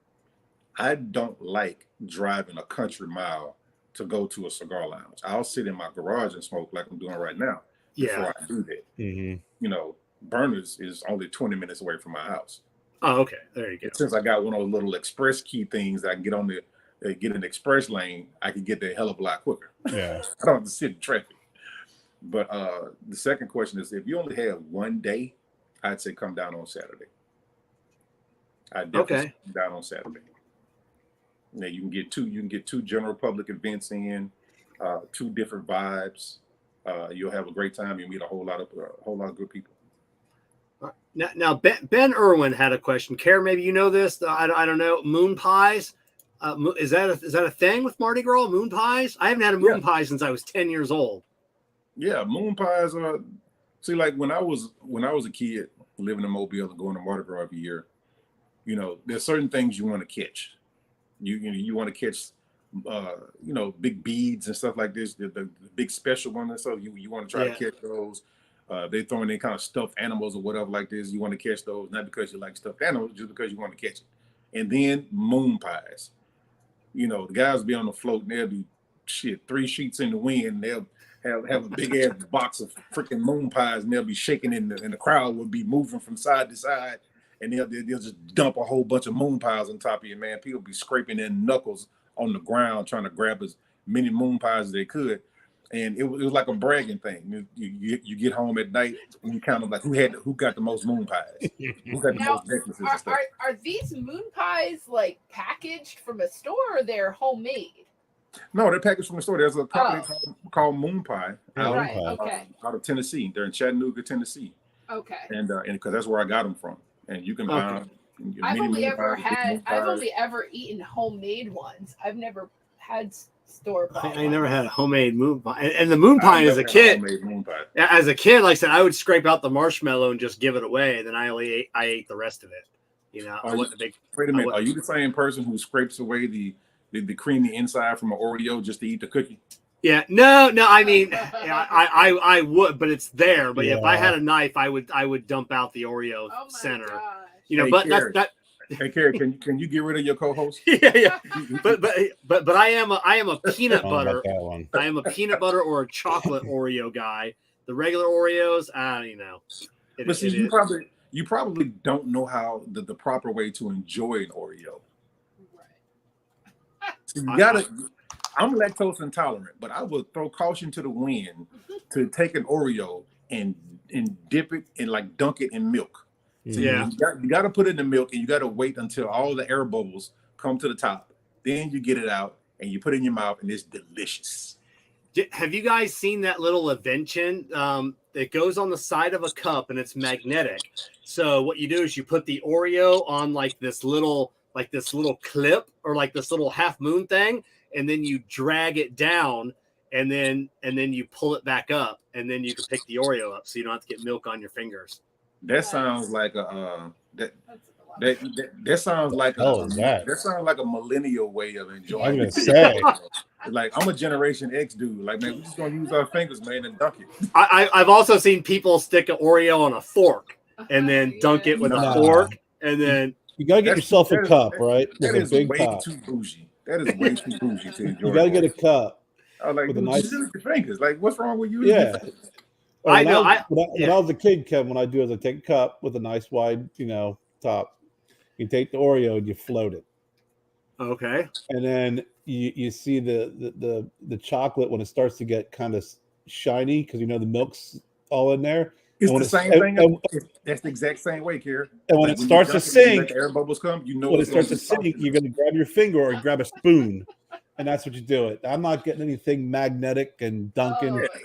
See, I'm a half dunker. I like half my cookie wet and half of it crunchy. So I only do a half a dunk on all my cookies. All right, we have to ask. Okay. Do you believe it? Yeah. Okay. Do you watch Oak Island? This Manny. He asks every one of our guests each week. Do you ever watch the show Oak Island? I've never heard of it. Okay, good. There you go, Manny. Yeah, one day you're gonna get a. One day we're gonna get a. He might have had a chance with Fabian. Yeah, maybe Fabian. Yeah, I'm pretty sure Fabian watches it. So is Manny starting to expand into the aliens now? Yeah, aliens too. Yeah, they're not finding anything else at Oak Island, so might as well do something else and go. They're fine. Not at all. So Ben says, "What's a double-decker moon pie, guys?" It's the one that it looks like a Big Mac.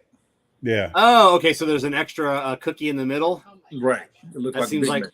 That seems like a lot of moon pie. It's a lot of moon pie. Yeah, a lot of moon pie. And those things, when you see a triple decker moon pie being thrown at a parade, like you would throw all caution to the wind to grab those. You're throwing asses and elbows trying to get if you've never been to a Mardi Gras, it's a spectacle because you'll see somebody, getting up there because first they'll start throwing them like one by one. You start saying like, oh shit, they're throwing the double decker moon pies or whatever, and it's like you'll get two people grabbing it at the same time, right?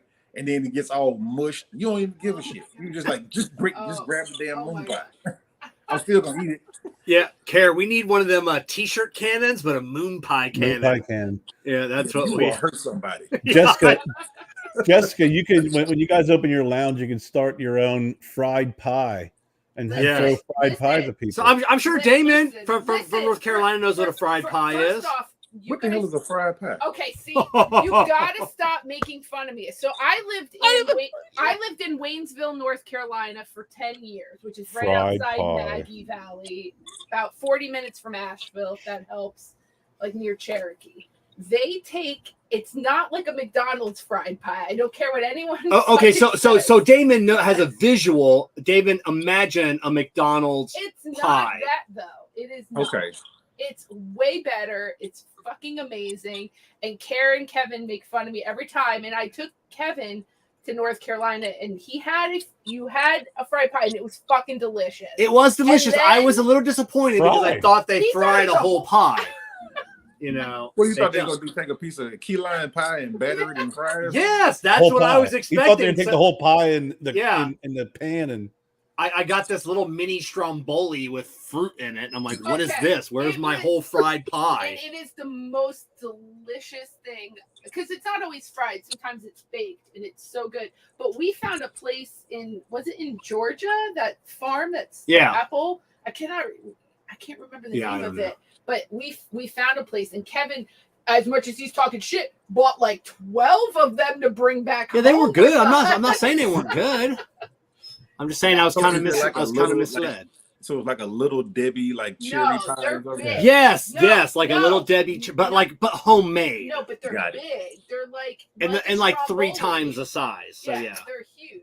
They're fried, delicious. Sometimes baked. I don't know like if you go in the area near Asheville and Waynesville or Hendersonville, you will get a real fried pie. I'm about to take a trip up to Hendersonville. It's right up the road. Real fried pie. Get myself a fried pie, Jessica. But see, I'm not from North Carolina, so I don't, that. I wasn't from there either. I'm from Jersey, so I'm telling you, it's so delicious.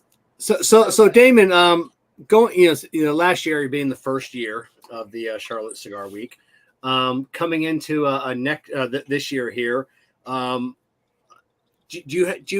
you always keep the same lounges? You said you have like 3 years where you cycle through these events. Are you cycling through lounges as well, or are there always staples? Like everybody's like, if you don't have it at Gold Leaf, we're not coming. Well, so Taylor Smoke is a staple during Charlotte Cigar Week. The vintage is a staple during Charlotte Cigar Week. I would probably say Gold Leaf is a staple during Charlotte Cigar Week. Smoking Barrel in Mount Holly is a staple. And so I mean, this with being year 2, you say it's a staple, but it's only like year 2, right? So, there are other lounges around here, but the thing is, it's not about the lounge as much as about can they accommodate the people. However, when you look at Burners cannot accommodate the type of crowd that I would bring for Charlotte Cigar Week. So Josh and I, we're doing an off-site event.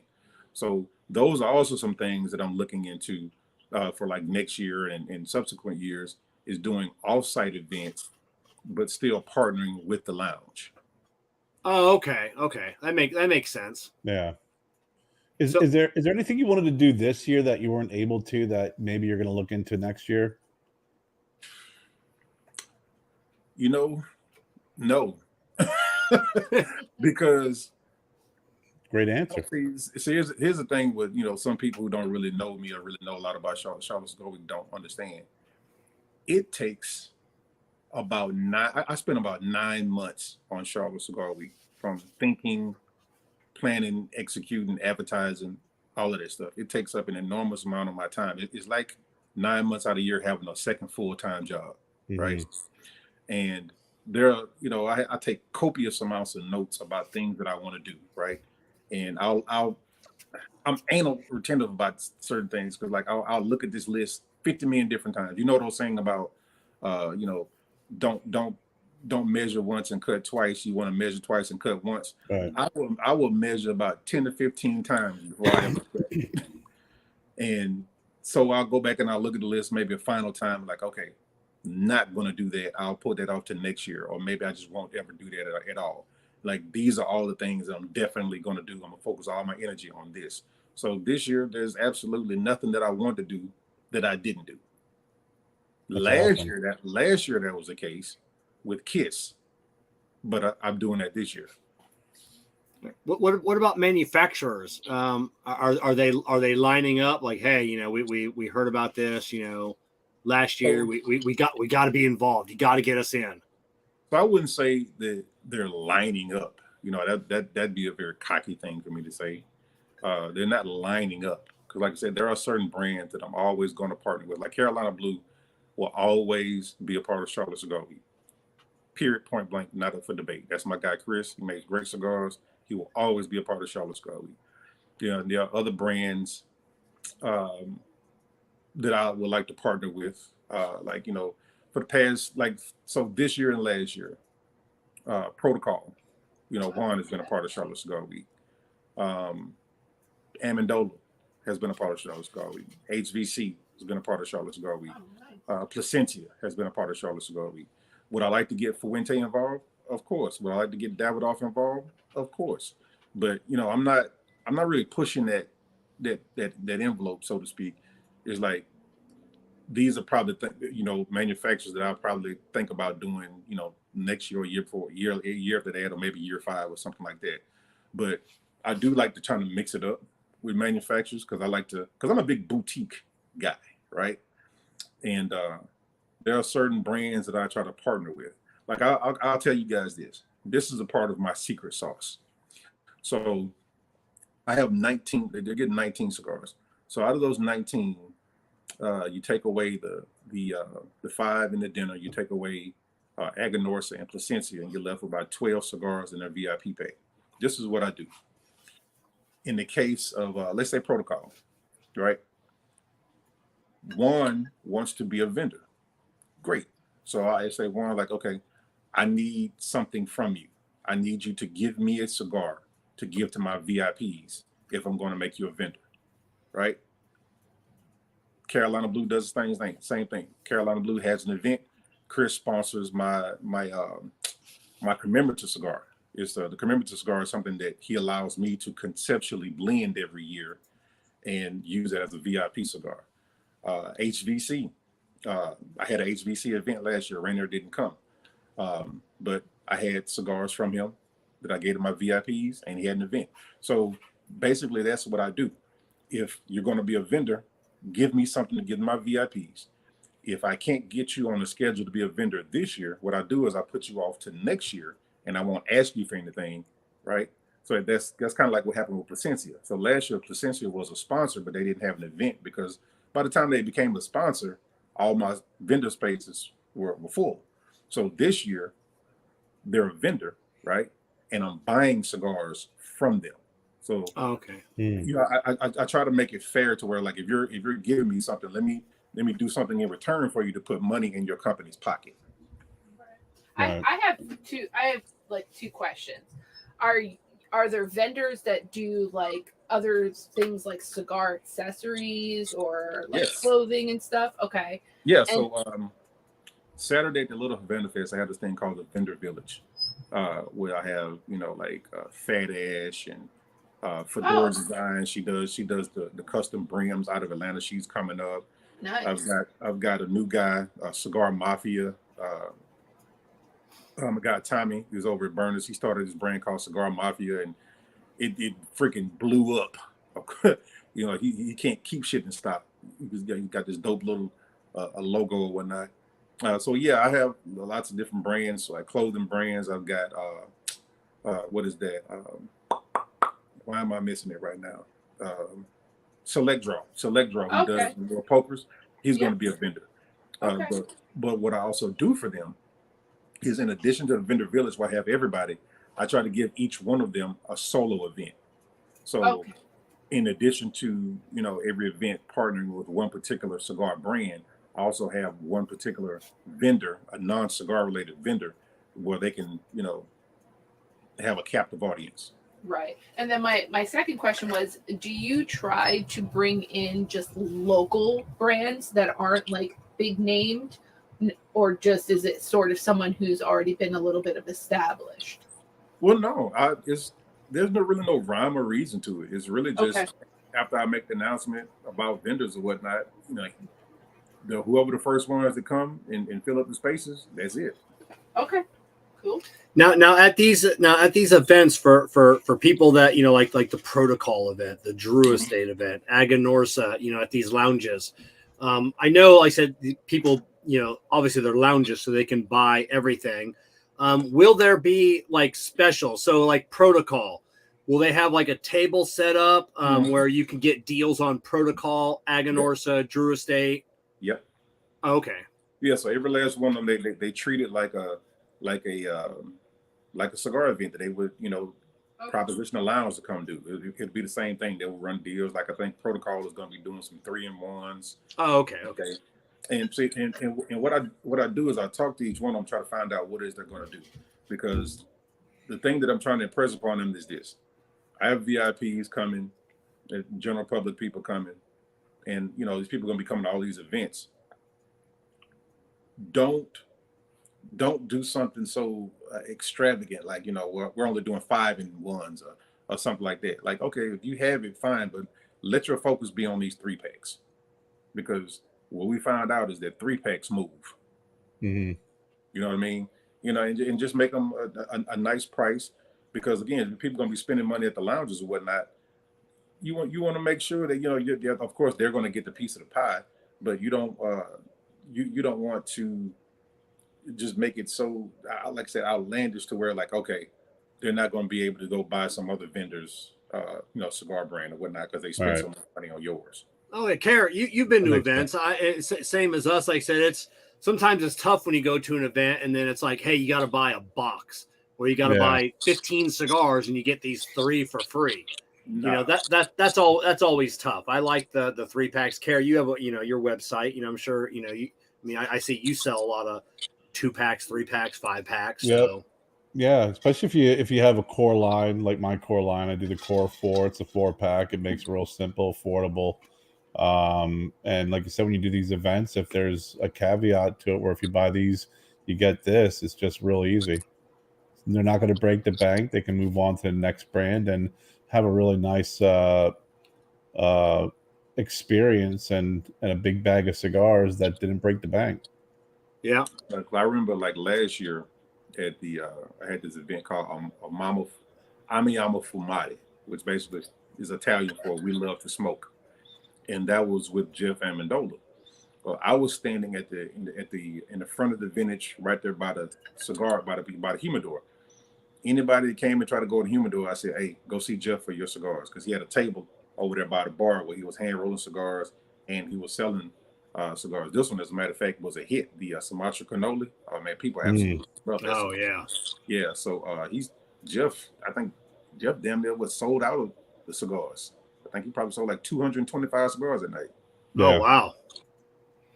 Yeah, when he does his rolling events and you can get a hand rolled cigar, that's even that nice little cherry on top after you purchase 3 or 4 and get a hand roll. You guys, we were talking earlier about Favilli and Mambacho. That's actually one of my sponsors of Favilli. So shout out to Jared and Grifiano, because I've been talking to him for over a year, trying to get him to be a part of Charlotte Cigar, because I'd always been a fan of Mambacho cigars. So he sponsored the Ladrillos cigars, the little box press cigar. Mm-hmm. Yeah. If you guys have never had it, I would encourage you to go to his website and buy a box of Ladrillos. It comes in a 6-count box. They're really good. Yeah, I haven't had that one yet. I've seen it. So, and Jared will be at the event. He's flying in for that. No, he won't be here for that because he doesn't have an event. He's just a sponsor this year. Or just a sponsor. Okay, so I wasn't sure if he was coming out there, because I haven't met him yet. So it seems like See, that's part of the thing. Is like I'm trying anybody who was a sponsor this year and they didn't have an event. Those are the people I'm focusing on having an event next year. Right. So Favilli is on the docket. Have you guys ever heard of Julian Suede Cigars, Dominican Republic? That name doesn't sound familiar. No. Kerr? He makes some cigars. He got one called the Magic School Bus.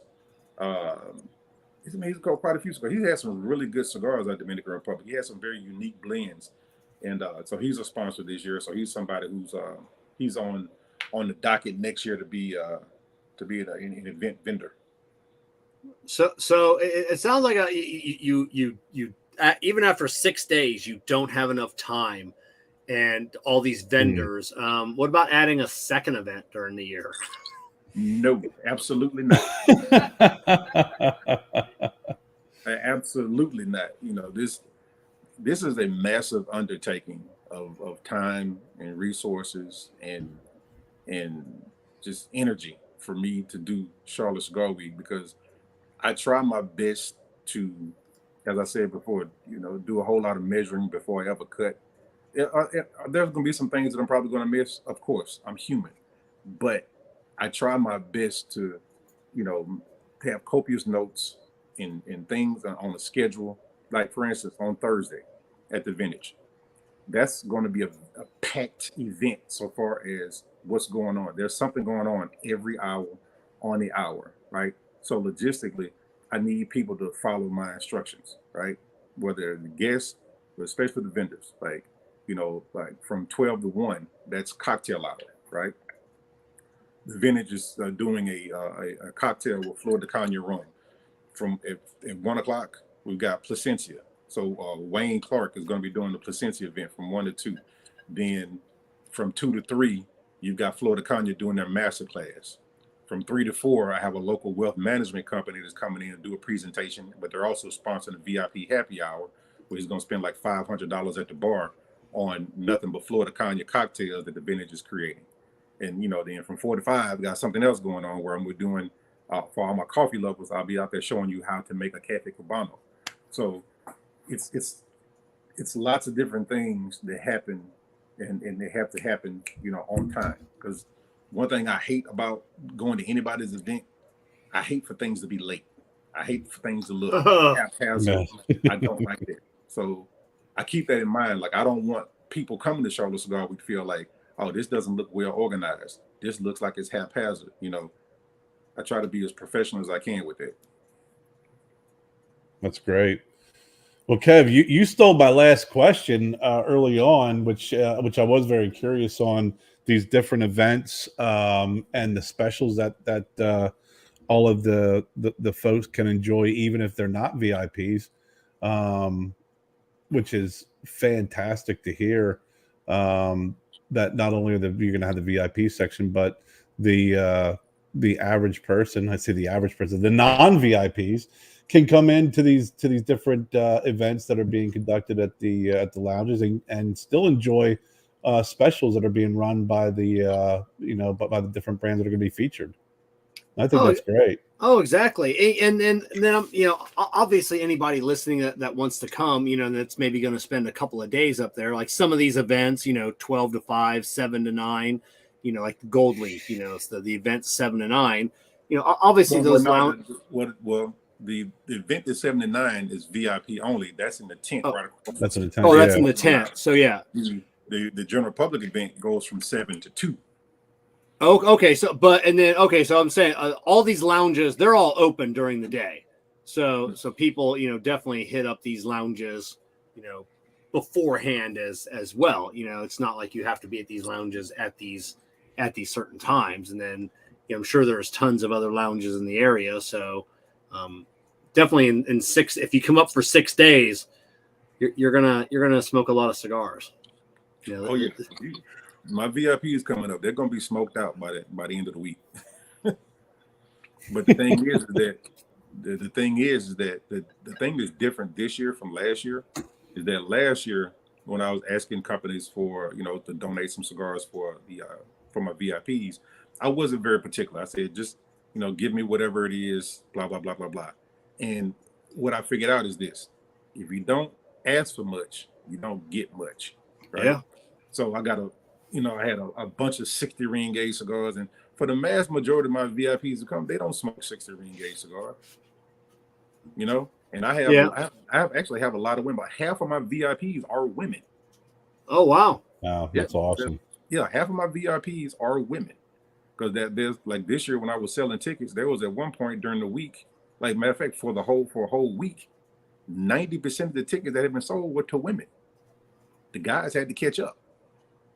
So this year, what I did was I curated the VIP cigars. I contacted these companies and said, hey, like ATL Cigar Company, this cigar right here, the Fire, which used to be called the Libertad. Interesting story. They had to change the name from the Libertad to the Fire because of what's the name of that company? McAuliffe. I was just going to ask you. I didn't know they changed the name. Did I? Yeah. So the cigar is the same, but they had to change the name to the Fire. Right. Let me see if I can. So you see the flame right there. Yeah. Right there. It used to be called Libertad. So McAuliffe had a cigar that had the name Libertad. I think it was called La Libertad. So, and it was a defunct cigar, but then they brought it back. So ATL Cigar Company had to change the name to the Fire. So, but this is actually one of my 2 favorite cigars from ATL Cigar Company. And, you know, that's the one that I wanted. That's the one they sent. The Sumatra Canola that I'm smoking right now, that is one of my favorite cigars from Jeff. I asked him for that one. That's the one he sent. So every last one of the cigars are cigars that I smoke that I really like, and I want my VIPs to try it.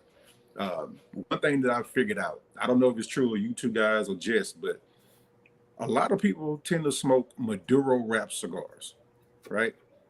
And there's a lot of misconception out there with some people who think that, especially if you don't smoke cigars on a regular basis, you think that you see a Maduro wrapped cigar is going to be strong. And as all of us already know, the wrapper has nothing to do with the strength, right? Yep. So when I smoke a lot of Habano, Criollo, Corojo, Rosado, you know, I'm going to be hard pressed to smoke a Maduro wrapped cigar, you know, other than a Ladrillo. That's a really good cigar. I really like that. But with that, those are the type of cigars that I've curated for my VIPs because I want them to kind of expand their palate a little bit. Try some Corojo, try some Criollo, try some Rosado, you know, all these different, try some Habano, and try to expand your palate a little bit. Oh, exactly. I care. I know, you know, you've heard it. Same with me over the years, you know, oh, it's dark. I can't do dark cigars. And then people are like, why? Well, they're just way too strong. Let's have this conversation. Yeah. You know, which it's not. I'm not putting anybody down because of that.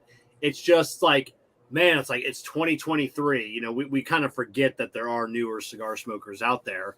You know, and then they don't know that. You know, it's just like they see what? That. I'm agree with you, Kevin, because sometimes I think that for all of us, right? Like what I've learned from somebody who was in the industry, he was a Davidoff rep. He's like, we are outliers in the cigar, not in the industry, but in the community. We're outliers. People who smoke cigars like 2, 3, 4 cigars a day, like we're outliers. We only make up about 10 to 15%. It's like the mass majority of people in America who smoke cigars, they're like casual cigar smokers, maybe once a week, especially and stuff like that. So like we're in a bubble sometimes, right? And to your point, yeah, we do forget that there are other people out there. The mass majority of people who smoke cigars, they don't actually know a lot, right? So it's actually incumbent upon us to try to impart some knowledge where we can, as long as it doesn't come off like, you know, we're a know-it-all. Oh, exactly. I know that's why, Kerr, you've done some great events, you know, where, you know, you've just given the knowledge, you know, and there are, you know, I remember you've told me some stories about like, you know, just seasoned cigar smokers, just not knowing some of the basics, and you're like, wow. Yeah, I mean, it's as Damon said. I mean, it's not always the information that you're providing; it's how you deliver it. And right.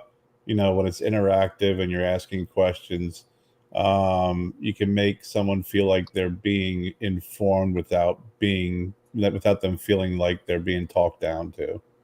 You know what? I'm gonna tell you something, Kerry. I'm gonna tell you something I figured out. I don't know if this is 100% true. Matter of fact, it's probably not 100% true, but there's a lot of truth to this. Men like to learn, but men don't like to be taught. Women don't mind being taught. There's an ego thing that we have as guys that we don't feel like we want somebody to teach us something. We want to act like we already knew it.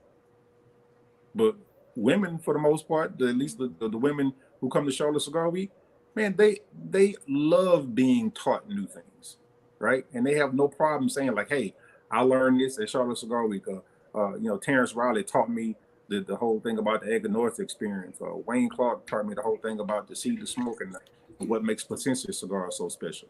Guys, on the other hand, a little less likely to say that.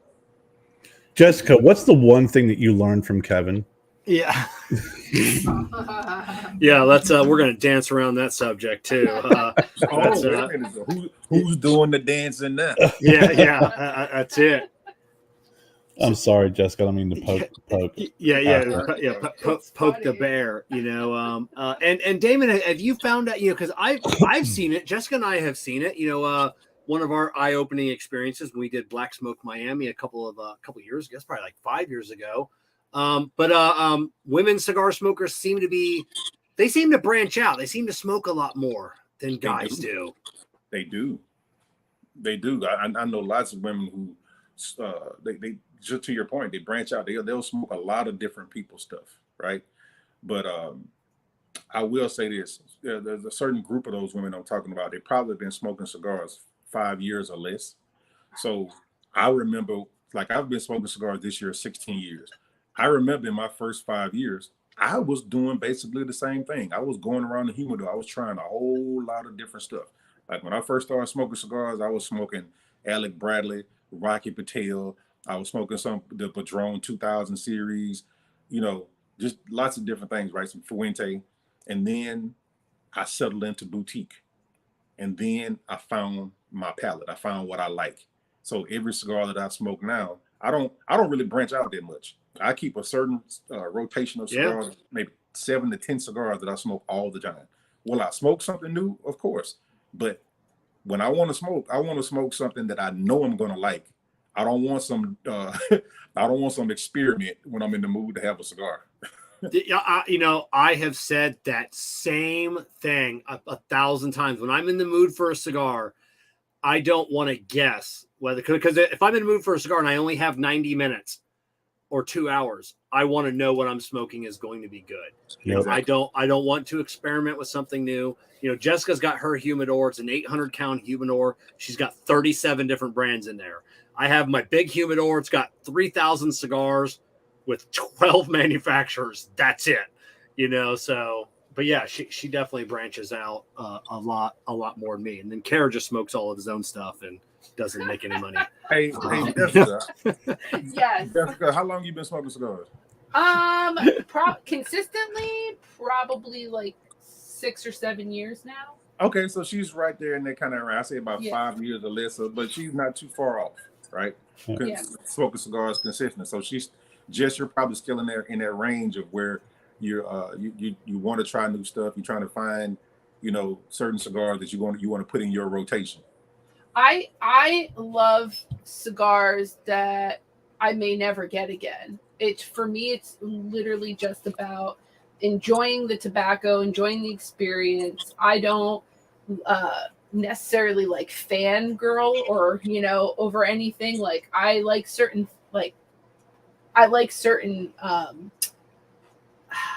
I guess I like certain brands, but I definitely tend to, anytime we go anywhere, I always want like a house blend. I always want to see like what they're doing or try something that I've never tried before ever. Like, I don't care if it's a name brand, so like, company that made it. Like, I want to try new things all the time.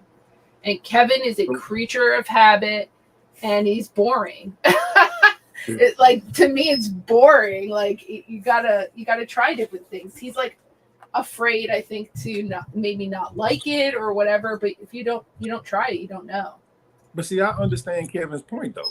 I mean, I understand exactly where it's coming from. When you sit down and you only have a certain amount of time to smoke a cigar, you want to go to a cigar that you know is going to be good. Because one of the most frustrating things as a cigar smoker is, to Kevin's point, if you only have an hour, maybe 2 hours to smoke a couple of cigars, and then you pick up a cigar that you never had before, and you're like, shit.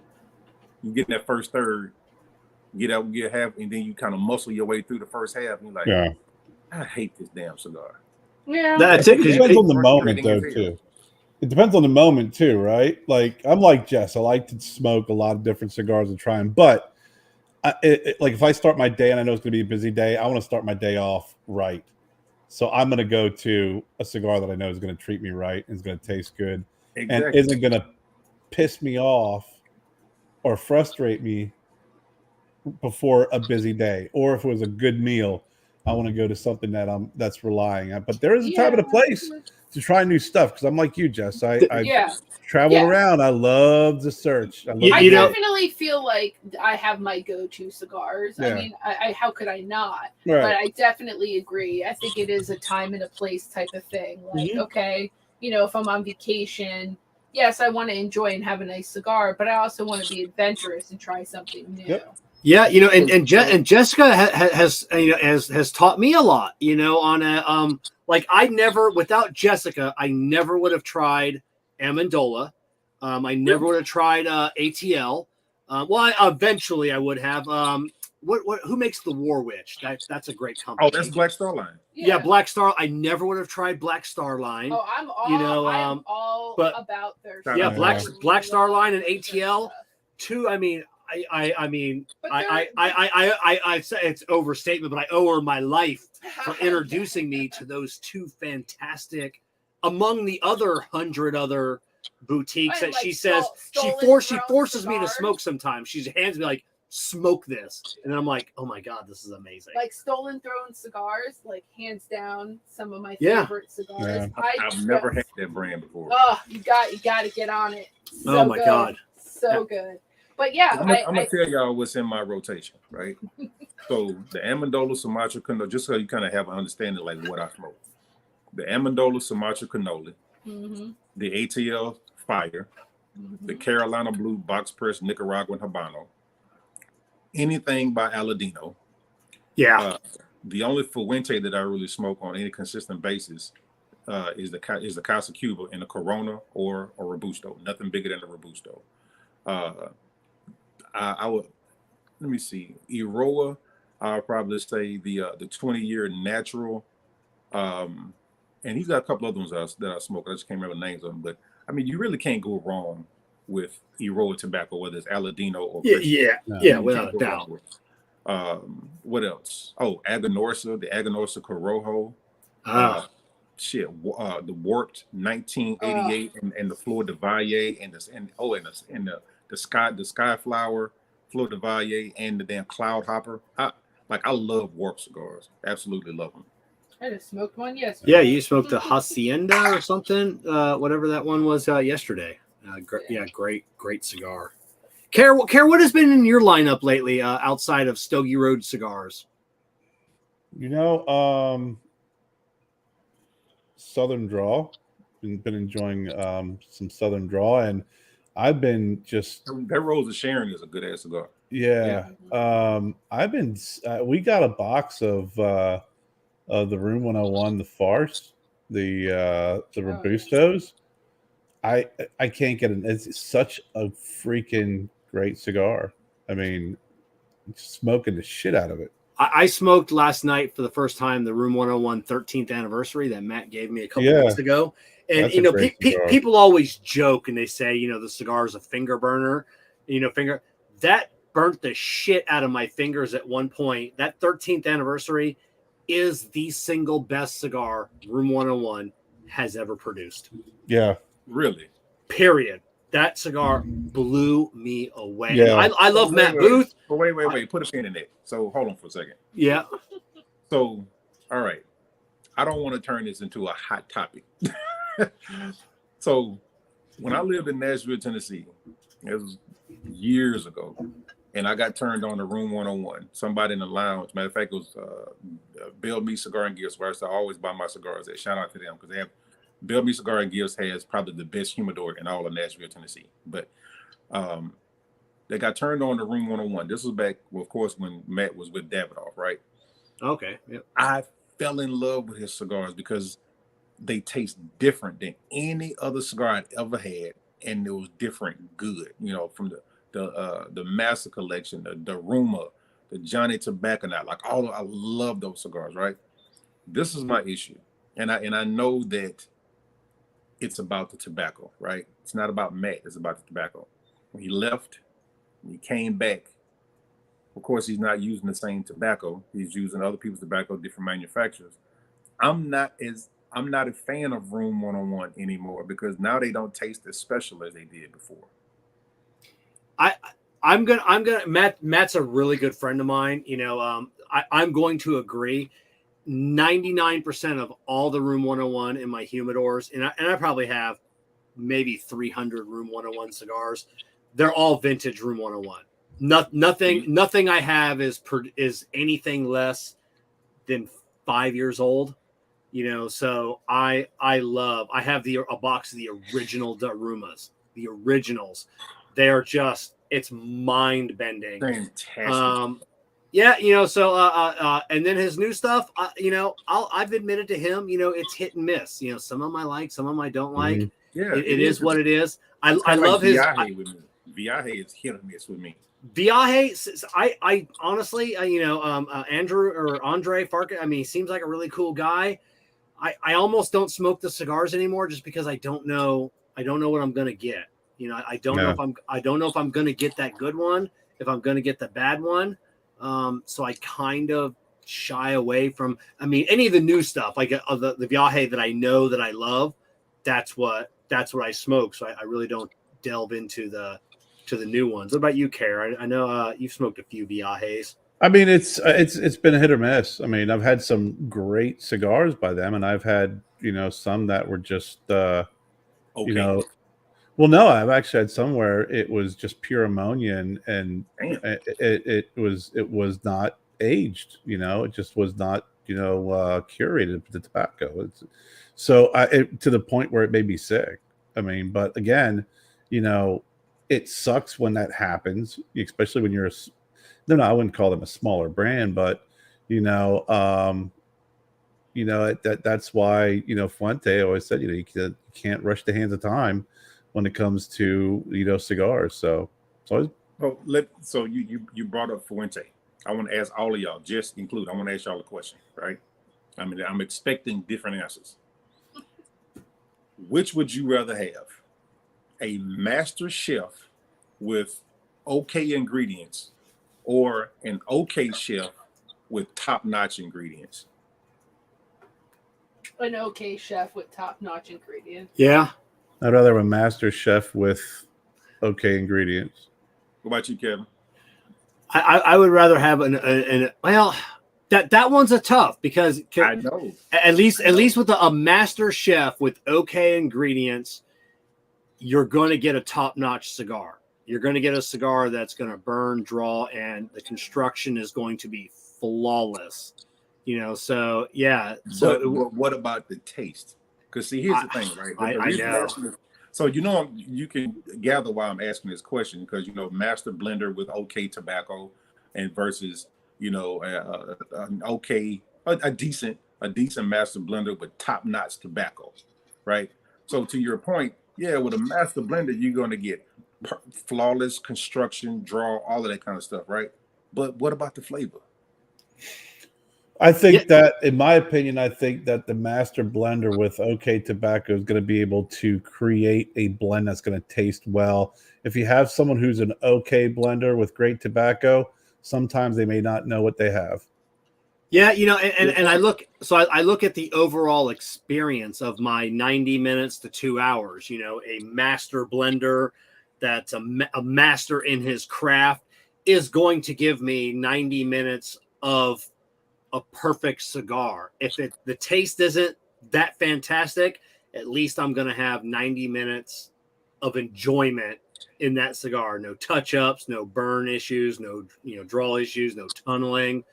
So I will sacrifice flavor at times for But I'm not even taking the construction into consideration. I'm just talking about the blending itself. Yeah. And that's just I think if you have a master blender and they have okay tobacco, I think they're going to be able to whip something up that's going to be creative and tasty. And if you have an okay blender with great tobacco, they may not really, like I said, understand what they have, or may not make the best of that ingredients. Well, that's it. And then I always encourage people to look up to see what that blender makes for other people. I'm not a fan of Fuente cigars. They're too, nothing against the cigars. They always have that floral note that to me is a little off-putting. It is what it is. I've never had one, but I like floral. I'm not so. But for me, the best Fuente cigar ever produced is the J.C. Newman Black Diamond Crown. If you gave me that cigar, I would regift it. Really? Yes, I would regift it. I've had it twice. I don't see anything special about that cigar beyond the price and the band. Wow. So that goes to show just everybody has a different. There's no right or wrong answer here, because it's all subjective, right? Yep. See, me, okay, what led to this question was a question that I asked one of my lounge buddies a couple of years ago. I said, would you rather have a cigar that burned perfectly and construction was great, but the flavor was aight, or a cigar that tasted wonderful, but you know, you had to touch it up here and there. He said, I would just rather have a cigar that burn right and would just taste it okay. It's like me, the number one reason I smoke cigars for is flavor, right? It goes flavor, feeling, then fellowship. If the cigar don't taste good to me, I could give a damn about how well it was constructed, how well it burned, because I want it to taste good, right? And I'll give you an example. The Aroa, I mentioned it as a matter of fact, the Aroa 20th Natural, the Colorado, right? Yep. That's a rectangular box press cigar. Yep. Every single, and I probably have purchased 15 to 20 of those cigars. Every single time I buy that cigar, it never burns right. It always kind of the canoes on one side, and I have to touch it up, or I have to dip my finger in something that I'm drinking and put it right there at the deep burn spot so it'll slow down, the other shit to catch up. But it tastes so damn good that I will sacrifice that because it tastes good. You know, see, I've never had a 20 from Aroa that has burned right. And after like, I don't know, maybe 5 or 6, I gave up on it. It's like, it's a fantastic cigar. I don't want to be fucking around with the cigar. I don't what I'm talking about. So yeah, I don't smoke it anymore.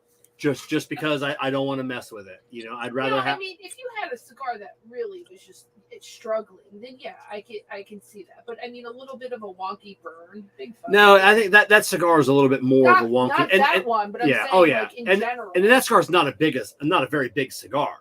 You know, so it's so yeah. It's just one I don't smoke. I know they got the new one, Asylum. They just the press release today, the 9x90. So I'd like to try that one. Man, there's nowhere in here you're gonna put a 90 ring gauge cigar in my mouth. I don't smoke anything above a 54. No. Yeah, same here. I know Kerr's, right. I mean, Kerr's a little more the Lancero guy, but I don't like 56. Yeah, 56 is pushing like that. That's the biggest for me. The biggest. 56. You know, I've asked some manufacturers, I was like, man, why don't you make Lanceros? And you know, you guys know this. The consumer report that comes out every year in the cigar industry about the top 3 selling cigar sizes, they haven't changed in the past 6 or 7 years. It's Robusto, Toro, and 60. And so it's like, that's why we make cigars based on what sells. It's like Lanceros taste really good, but people don't buy them, just like they don't buy Coronas. Like me, give me a Lancero, a Corona, a Lonsdale, a Rothschild. Give me any of those cigars, I'm gonna smoke them. Mm-hmm.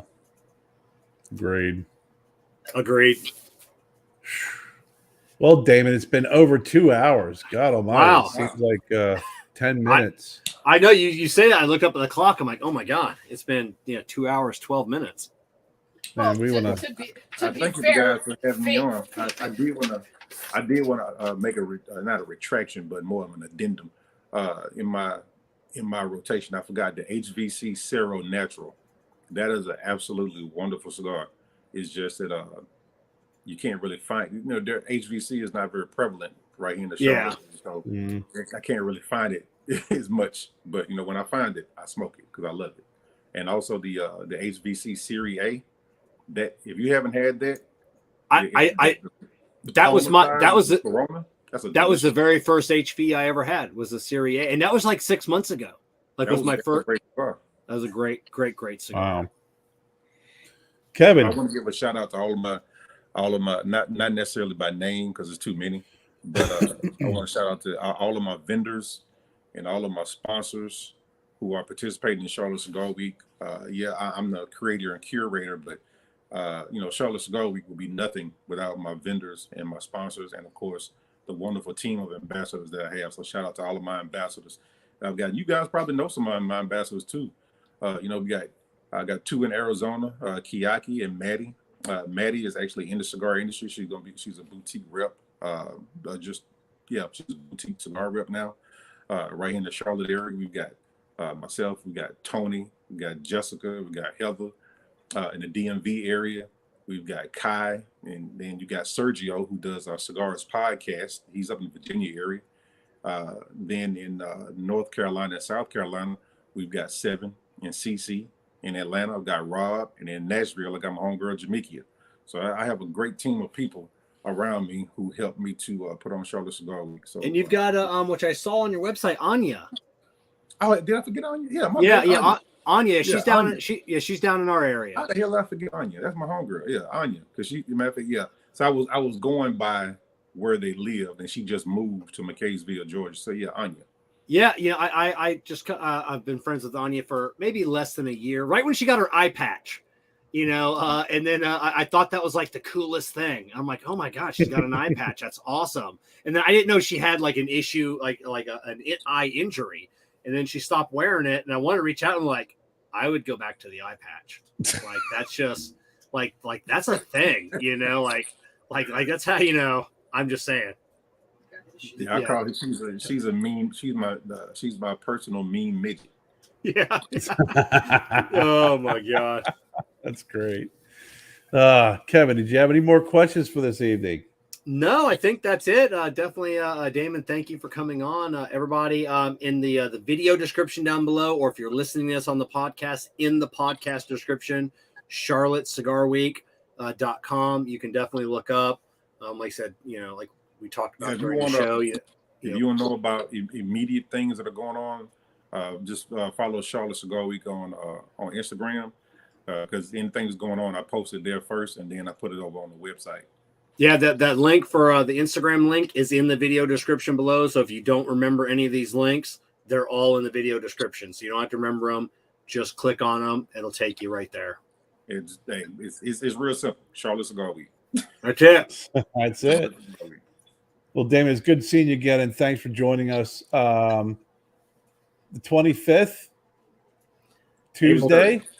Yep. To the Tuesday, end, and then 25th to Sunday, April 30th. And then Kevin and I are going to get together on our schedules and see when we can all connect.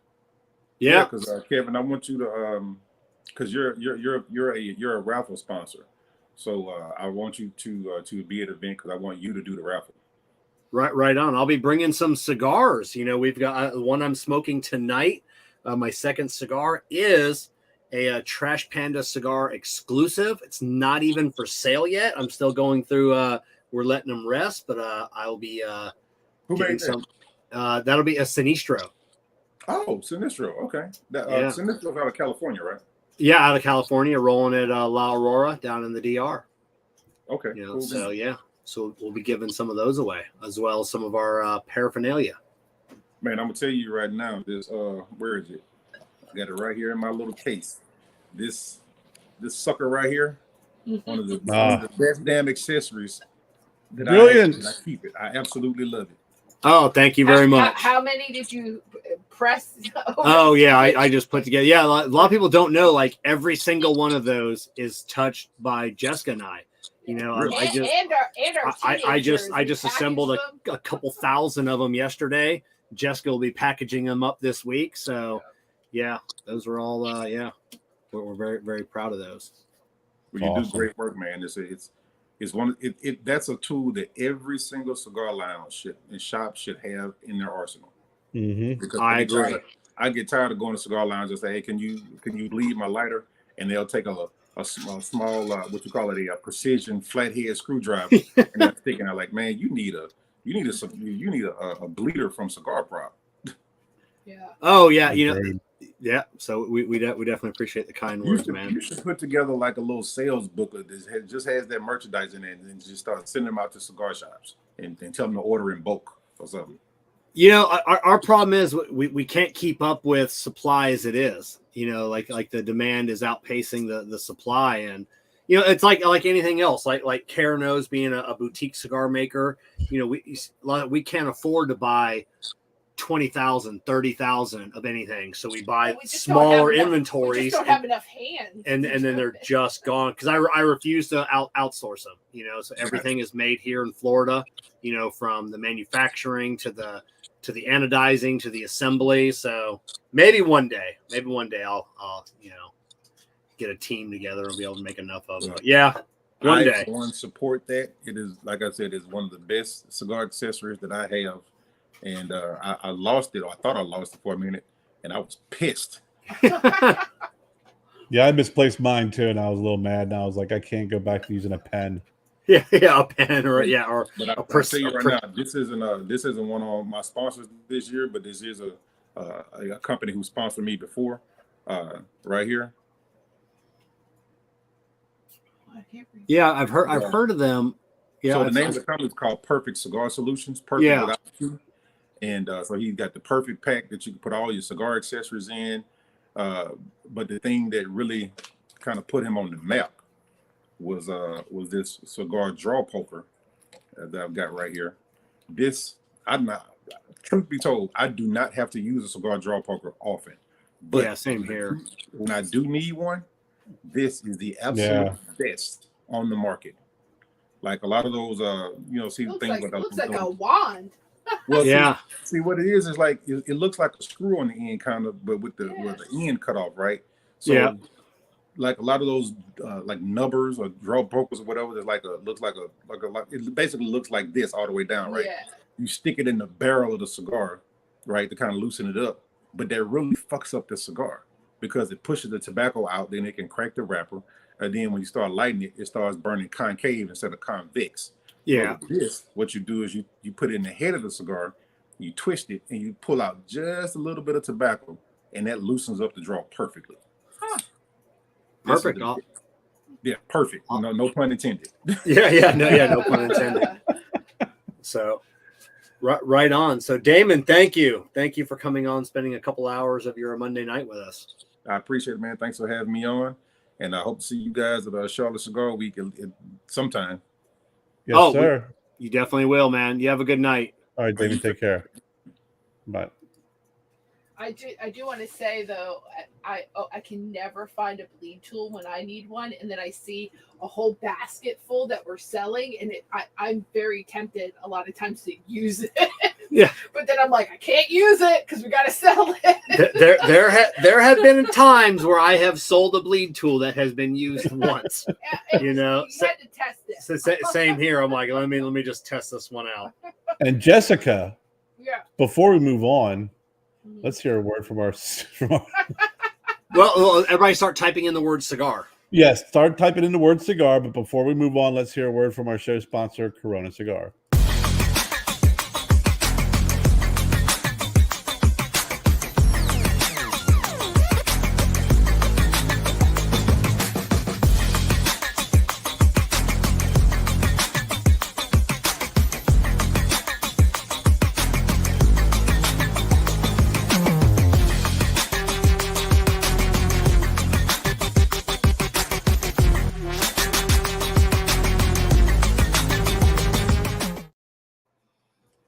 All right, it's time for the.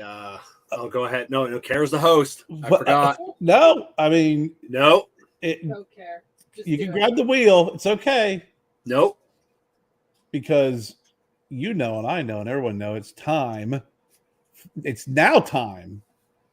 What was that comma that he always says, Jessica? The what? The Tapping Ash and Taking Names giveaway presented by Amendola Cigars. Family Cigars. We are the muffins.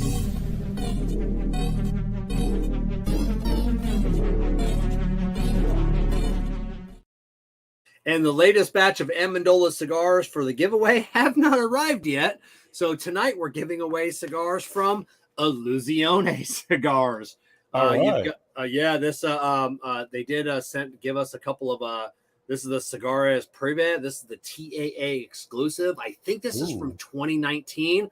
I had one the other night. Oh my God, was it an amazing cigar? And then there's another one in a black wrapper. I'm not quite sure what this one is. There's also an Illusione cutter and an Illusione lighter. And a sticker. Yes. But there are rules for winning, and they are very simple.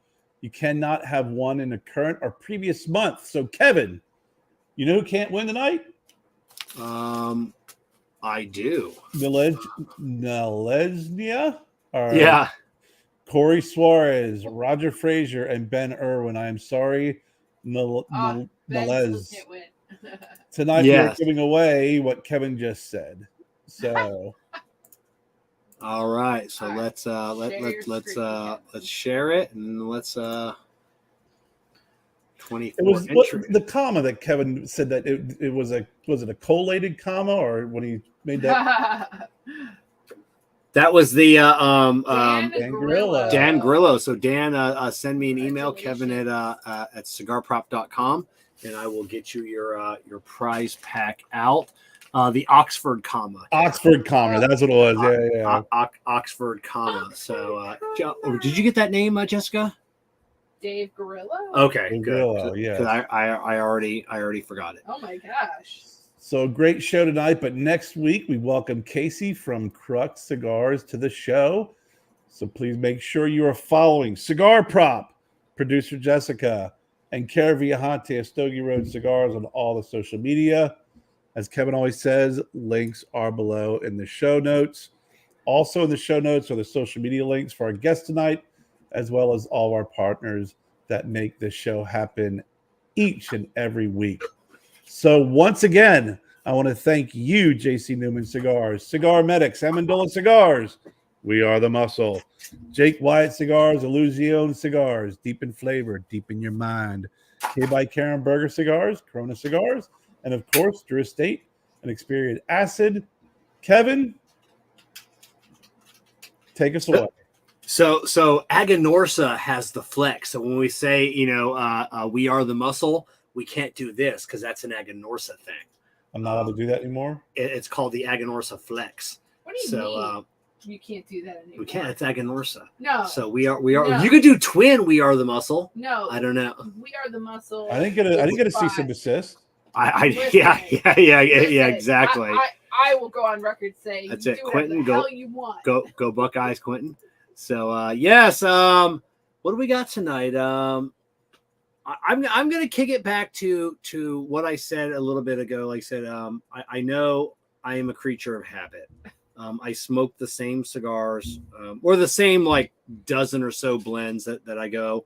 But Jessica does force me on occasion to try a boutique cigar company, and almost every time it's an amazing cigar. So next time you're at your local lounge, buy the cigar that you normally smoke, but buy a second one. Buy a Stogie Road cigar. Buy an ATL cigar. Buy a Warp. Buy, buy a house blend. Buy a house blend. Yeah. Buy something else as your second cigar. And I always make it a habit if I'm ordering from like a cigar lounge or online brick and mortar, to always try to look and see what kind of house blends they have and order a pack of them. They're usually pretty inexpensive. Yep, that they are. And fantastic. And if you haven't seen Oak Island, for the love of God, just watch an episode of Oak Island for Manny and come back on another show and tell us what they found. I feel like we have to have a show just based off of Oak Island. Have Manny on, just let him talk about Oak Island. He can fill everyone in for the last 20 years of fighting nothing. That's it, Quentin. I got to try that vice versa. Yeah, if you go to VSR Cigar Fam, Kerr, you still have some vice versa left? Yeah. So yeah, go to a bunch tonight and send them out. All right, VSRCigarFam.com. Get your vice versa as well. So all right, everybody. I never want to hear you guys criticize me of having too long of a goodbye. I never. Yeah, that was the longest goodbye ever by both of you. So I'm just saying. All right. We'll see you next week.